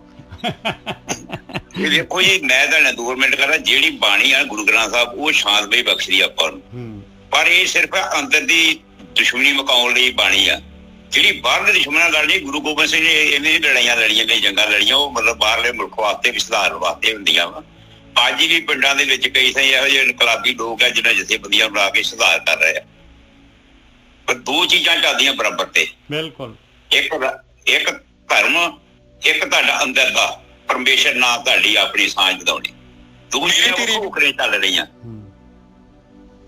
ਵਾਹਿਗੁਰੂ ਜੀ ਕਾ ਖਾਲਸਾ ਵਾਹਿਗੁਰੂ ਜੀ ਕੀ ਫਤਿਹ। ਬਹੁਤ ਵਧੀਆ ਜੀ, ਵਧੀਆ, ਬਹੁਤ ਵਧੀਆ। ਮੇਜਰ ਸਾਹਿਬ ਇਸੇ ਵਾਸਤੇ ਪਾਤਸ਼ਾਹੀ ਨੇ ਮੀਰੀ ਪੀਰੀ ਇਸੇ ਵਾਸਤੇ ਕੀਤੀ ਸੀ ਕਿ ਜਿੱਥੇ ਤੁਹਾਨੂੰ ਕਿਰਪਾਨ ਚੁੱਕਣੀ ਪੈਂਦੀ ਉੱਥੇ ਕਿਰਪਾਨ ਚੁੱਕੋ, ਜਿੱਥੇ ਤੁਸੀਂ ਸੰਤ ਮਤ ਧਾਰਨਾ ਉੱਥੇ ਸੰਤ ਮਤ ਧਾਰੋ। 6ਵੀਂ ਪਾਤਸ਼ਾਹੀ ਨੇ ਸਾਨੂੰ ਮੀਰੀ ਪੀਰੀ ਇਸੇ ਲਈ ਫਰਮਾਈ ਸੀ। ਬਿਲਕੁਲ ਠੀਕ ਹੈ ਜੀ, ਬਿਲਕੁਲ। ਸਾਰੀ ਅੱਜ ਬਹੁਤ ਵਧੀਆ ਡਿਸਕਸ਼ਨ ਹੋ ਗਈ ਆਪਣੀ, ਪਰ ਹੁਣ ਸਮਾਂ ਇਜਾਜ਼ਤ ਨਹੀਂ ਦਿੰਦਾ, ਆਪਾਂ ਸਮੇਂ ਸੇ ਸੰਕੋਚੀਏ। ਗੋਰਖੀ ਸਾਹਿਬ ਕਿੱਥੇ ਗਏ? ਹਾਂ ਠੀਕ ਹੈ ਜੀ। ਹਾਂ ਬਸ ਲਾਸਟ ਮੈਂ 2 ਮਿੰਟ ਬੋਲਦਾ। ਹਾਂਜੀ ਹੁਣ ਮਾਮਾ ਜੀ ਨੇ ਇੱਕ ਬੜਾ ਸੋਹਣਾ ਵਿਚਾਰ ਪਾਇਆ ਕਿ ਦੋਨੋਂ ਪਾਵਰਾਂ ਬਰਾਬਰ ਕੰਮ ਕਰ ਰਹੀਆਂ ਨੇ, ਪਰ ਉਹਨਾਂ ਦੋਨਾਂ ਚੋਂ ਸਹੀ ਕਿਹੜਾ ਹੈ ਉਹਦੀ ਪਛਾਣ ਅਸੀਂ ਕਰਨੀ, ਤੇ ਅਸੀਂ ਉਹਨਾਂ ਨੂੰ ਦੱਸਣਾ ਵੀ ਆ। ਜਿਹੜਾ ਵੀ ਸਹੀ ਆ ਉਹਨੂੰ ਕਹਿਣਾ ਕਿ ਅਸੀਂ ਸਾਹਮਣੇ ਤੇ ਨਹੀਂ ਹੈਗੇ, ਪਰ ਤੇਰੇ ਨਾਲ ਅਸੀਂ ਖਲੋਤੇ ਆ, ਤੂੰ ਬਿਲਕੁਲ ਸਹੀ ਕੰਮ ਕਰ ਰਹੇ ਹੋ, ਤੁਹਾਡੇ ਤੋਂ ਕੁਝ ਚਾਹੁੰਦੇ ਨਹੀਂ ਹੋ। ਤੁਸੀਂ ਉਹਨਾਂ ਨੂੰ ਜਾ ਕੇ ਉਹਨਾਂ ਨੂੰ ਐਪਰੀਸ਼ੀਏਟ ਕਰੋ ਕਿ ਤੁਸੀਂ ਜਿਹੜੀ ਲੜਾਈ ਲੜ ਰਹੇ ਜੋ, ਅਸੀਂ ਤੁਹਾਡੇ ਨਾਲ ਖਲੋਤੇ, ਤੁਹਾਡੀ ਲੜਾਈ ਬਿਲਕੁਲ ਸਹੀ ਹੈ। ਇਹ ਬਾਣੀ ਕਹਿੰਦੀ ਹੈ ਉਹ ਤਾਂ ਜੋ ਉਹ ਜਿਹੜੀ ਅੱਗ ਹੈ, ਜਿਹੜੀ ਉਹ ਜੋਤੀ ਚੱਲ ਰਹੀ ਹੈ, ਉਹ ਜਲਦੀ ਰਹੇ। ਬਿਲਕੁਲ ਸਹੀ ਹੈ ਜੀ, ਬਿਲਕੁਲ ਸਹੀ। ਇਹਨਾਂ ਹੀ ਤੇ ਕੰਮ ਕਰਨਾ, ਬਸ ਕੁਛ ਨਹੀਂ। ਆਪਾਂ ਕੁਛ ਨਹੀਂ ਨਾ ਕਰ ਸਕਦੇ, ਆਪਾਂ ਇੰਨੇ ਨਲਾਇਕ ਹੈਗੇ, ਆਪਾਂ ਕੁਛ ਨਹੀਂ ਕਰ ਸਕਦੇ। ਤੇ ਆਪਾਂ ਇੱਕ ਜ਼ਰੂਰ ਕੰਮ ਕਰ ਸਕਦੇ ਹਾਂ, ਜੇ ਕੋਈ ਸੱਚਾ ਬੰਦਾ ਹੈਗਾ ਪਿੰਡ 'ਚ, ਚਾਹੇ ਉਹ 2 ਆ 4 ਆ, ਉਹਨਾਂ ਨੂੰ ਜਾ ਕੇ ਆਪਾਂ ਕਹਿ ਸਕਦੇ ਹਾਂ ਕਿ ਤੁਸੀਂ ਜੋ ਵੀ ਕਰ ਰਹੇ ਜੋ, ਅਸੀਂ ਤੁਹਾਡੀ ਮਦਦ ਨਹੀਂ ਕਰ ਸਕਦੇ, ਪਰ ਤੁਸੀਂ ਸਹੀ ਹੈਗੇ। ਇਹਨਾਂ ਕੰਮ ਕਰੀਏ ਔਰ ਮਾੜੇ ਬੰਦੇ ਨੂੰ ਸਪੋਰਟ ਨਾ ਕਰੀਏ। ਸੁਕਰਾਤ ਨੇ ਖਾਸ ਕਰਕੇ ਆਪਣੇ ਚੇਲਿਆਂ ਨੂੰ ਇਹ ਕਿਹਾ ਸੀ, ਉਹ ਕਹਿੰਦਾ ਜਿਹੜਾ ਬੰਦਾ ਕਰਪਟ ਹੈ, ਜਿਹੜਾ ਬੰਦਾ ਠੱਗ ਆ, ਉਹਦੇ ਘਰ ਚਾਹ ਨਹੀਂ ਪੀਣੀ, ਉਹਨੂੰ ਦੁਆ ਸਲਾਮ ਨਹੀਂ ਕਹਿਣਾ। ਉਹਦਾ ਕਾਰਨ ਇਹੋ ਹੀ ਸੀ ਕਿ ਜੇ ਤੂੰ ਉਹਦੇ ਘਰ ਜਾ ਕੇ ਬਵੇਂਗਾ, ਬਾਣੀ 'ਚ ਵੀ ਜ਼ਿਕਰ ਆਇਆ ਸੀ ਕਿ ਪੰਡਿਤ ਤੂੰ ਜਾ ਕੇ ਉਹਨਾਂ ਦੇ ਘਰ ਬਹਿੰਦੇ ਆ ਜਿਨ੍ਹਾਂ ਦਾ ਪੈਸਾ ਸਹੀ ਨਹੀਂ ਆ, ਉਹਨਾਂ ਦੀ ਜਾ ਕੇ ਤੂੰ ਲੈ ਕੇ ਆਉਂਦੇ ਆ। ਨਿੱਜਾ ਸਾਹਿਬ ਬਾਣੀ 'ਚ ਆਇਆ ਵੇ, ਬਿਲਕੁਲ ਹੈਗਾ। ਹਾਂ, ਇਹ ਕੰਮ ਨਾ ਕਰ। ਕਹਿੰਦਾ ਉਹ ਤੇ ਪਾਪੀ ਹੈਗਾ ਹੀ ਹੈਗਾ ਤੂੰ, ਪਰ ਉਹਦੇ ਘਰੋਂ ਲੈ ਕੇ ਆਉਂਦੇ ਆ ਦਾਨ, ਉਹ ਵੀ ਸਹੀ ਨਹੀਂ ਚੱਲ। ਠੀਕ ਹੈ ਜੀ, ਬੜਾ ਵੱਡਾ ਸਬਜੈਕਟ ਆ, ਧਰਮਾਂ ਆਪਾਂ ਚੱਲ ਰਹੇ ਆ। ਅੱਜ ਇੱਕ ਨਵੇਂ ਟੌਪਿਕ ਨੂੰ ਆਪਾਂ ਟੱਚ ਕੀਤਾ। ਚਲੋ ਪ੍ਰਮਾਤਮਾ ਸਾਨੂੰ ਸਮੱਤ ਬਖਸ਼ੇ, ਸਾਡੇ ਅੰਦਰ ਹੋਸ਼ ਆਵੇ, ਅਸੀਂ ਇੱਕ ਚੰਗੇ ਇਨਸਾਨ ਬਣੀਏ ਔਰ ਇੱਕ ਚੰਗਾ ਸਾਫ਼ ਸੁਥਰਾ ਜੀਵਨ ਬਤੀਤ ਕਰੀਏ। ਜਿਹੜਾ ਜੀਵਨ ਸਾਨੂੰ ਮਿਲਿਆ ਹੈ ਉਹਦੀ ਸੰਪੂਰਨਤਾ ਦੇ ਵਿੱਚ ਸਮਝੀਏ। ਸਭ ਤੋਂ ਪਹਿਲਾਂ ਤੇ ਅਸੀਂ ਆਪਣੇ ਆਪ ਨੂੰ ਸੁਧਾਰੀਏ, ਉਸ ਤੋਂ ਬਾਅਦ ਜੇ ਸਾਡੇ ਕੋਲ ਟਾਈਮ ਹੈਗਾ ਤੇ ਲਾਗੇ ਬੰਨੇ ਜ਼ਰੂਰ ਨਜ਼ਰ ਮਾਰੀਏ, ਜਿੱਥੇ ਲੋੜ ਹੈਗੀ ਆ ਉੱਥੇ ਉਹਨਾਂ ਦੀ ਮਦਦ ਕੀਤੀ ਜਾਵੇ। ਅੱਜ ਦੀ ਵਿਚਾਰ ਇੱਥੇ ਹੀ ਸਮਾਪਤ ਹੈ ਤੇ ਮੈਂ ਵੀ ਥੋੜਾ ਜੋਸ਼ 'ਚ ਆ ਗਿਆ ਸੀ, ਪਰ ਕੀ ਕਰੀਏ, ਉਹ ਮਤਲਬ ਟੌਪਿਕ ਏਦਾਂ ਦਾ ਸੀ, ਉਹਦੇ ਵਿੱਚ ਜੇ ਸਾਡਾ ਖੂਨ ਹੈਗਾ ਤੇ ਉਹਦੇ 'ਚ ਗਰਮੈਸ਼ ਹੋਣੀ ਜ਼ਰੂਰੀ ਆ। ਜੇ ਸਾਡੇ 'ਚ ਖੂਨ ਆ ਤੇ ਜੇ ਠੰਡਾ ਹੋ ਗਿਆ ਫਿਰ ਤੇ ਚਲੋ ਸਤਿ ਸ੍ਰੀ ਅਕਾਲ ਆ, ਫਿਰ ਤੇ ਕੋਈ ਗੱਲ ਨਹੀਂ। ਠੰਡੇ ਦੁੱਧ ਨੂੰ ਜਿੰਨੀਆਂ ਮਰਜ਼ੀ ਫੂਕਾਂ ਮਾਰ ਲਓ, ਉਹਦਾ ਤੇ ਕੰਮ ਹੋ ਜਾਂਦਾ ਹੈ। ਇਸ ਕਰਕੇ ਕਹਿੰਦੇ ਕਿ ਅਣਖ ਬੜੀ ਜ਼ਰੂਰੀ ਹੈ। ਜਿਨ੍ਹਾਂ ਕੌਮਾਂ ਦੇ ਵਿੱਚ ਅਣਖਾਂ ਨਹੀਂ ਹੁੰਦੀਆਂ ਉਹ ਫਿਰ ਕੌਮ ਨਹੀਂ ਰਹਿ ਜਾਂਦੀ, ਉਹ ਖਤਮ ਹੋ ਜਾਂਦੇ ਨੇ। ਉਹ ਫਿਰ ਕੋਈ ਜੀਣਾ ਨਹੀਂ ਹੁੰਦਾ। ਉਹ ਕਹਦਾ ਜੀਣਾ ਜਿਹੜੇ ਬੰਦੇ 'ਚ ਅਣਖ ਹੀ ਨਹੀਂ। ਤੇ ਧਰਮ ਇਹੋ ਸਿਖਾਉਂਦਾ ਹੈ, ਚਾਹੇ ਗਰੀਬ ਹੀ ਬੰਦਾ ਹੈ, ਉਹ 'ਚ ਅਣਖ ਹੋਣੀ ਚਾਹੀਦੀ, ਇਮਾਨਦਾਰੀ ਦੀ ਅਣਖ ਹੋਣੀ ਚਾਹੀਦੀ। ਸੋ ਪ੍ਰਮਾਤਮਾ ਸਾਨੂੰ ਬਖਸ਼ੇ। ਤੇ ਅੱਜ ਦੇ ਦੋ ਟੌਪਿਕ ਹੀ ਨੱਜਰ ਸਾਹਿਬ ਕਿਹੜਾ ਸੀ? ਇੱਕ ਤੇ ਲੋਭ ਸੀ, ਇੱਕ ਜਿਹੜਾ ਹੈਗਾ ਆਪਣੇ ਧਰਮ ਦੀ ਖਾਤਰ ਜਿਹੜਾ ਹੈਗਾ ਆਪਾਂ ਜਿਹੜਾ ਦਾਨ ਕਿੱਥੇ ਕਰਨਾ ਹੈ ਉਹਦੇ ਬਾਰੇ ਸੀਗਾ, ਵੀ ਕਿੱਥੇ ਦਾਨ ਕਰਨਾ। ਸੋਸ਼ਲ ਜਿਹੜਾ ਸਮਾਜ ਦੇ ਵਿੱਚ, ਸਮਾਜ ਦਾ ਜਿਹੜਾ ਸਮਾਜ ਨੂੰ ਕਿਸ ਤਰ੍ਹਾਂ ਜਿਹੜਾ ਹੈਗਾ ਯੋਗਦਾਨ ਪਾਉਣਾ ਹੈ ਸੁਧਾਰ ਦੇ ਵਿੱਚ ਆਪਾਂ ਨੇ। ਹਾਂ, ਡਿਵੈਲਪਮੈਂਟ ਦਾ ਟੌਪਿਕ ਸੀ ਅੱਜ ਦਾ। ਹਾਂਜੀ, ਚਲੋ ਇਹ ਵੀ ਸੋਹਣਾ ਆਪਾਂ ਕਵਰ ਕੀਤਾ ਜਿੰਨੀ ਕਿ ਸਾਡੀ ਪ੍ਰਮਾਤਮਾ ਨੇ ਸਾਨੂੰ ਬੁੱਧੀ ਦਿੱਤੀ। ਬਿਲਕੁਲ। ਓਕੇ ਜੀ, ਅਰਦਾਸ ਸ਼ੁਰੂ ਕਰਦੇ ਹਾਂ ਜੀ। ਹਾਂਜੀ ਵੀਰ।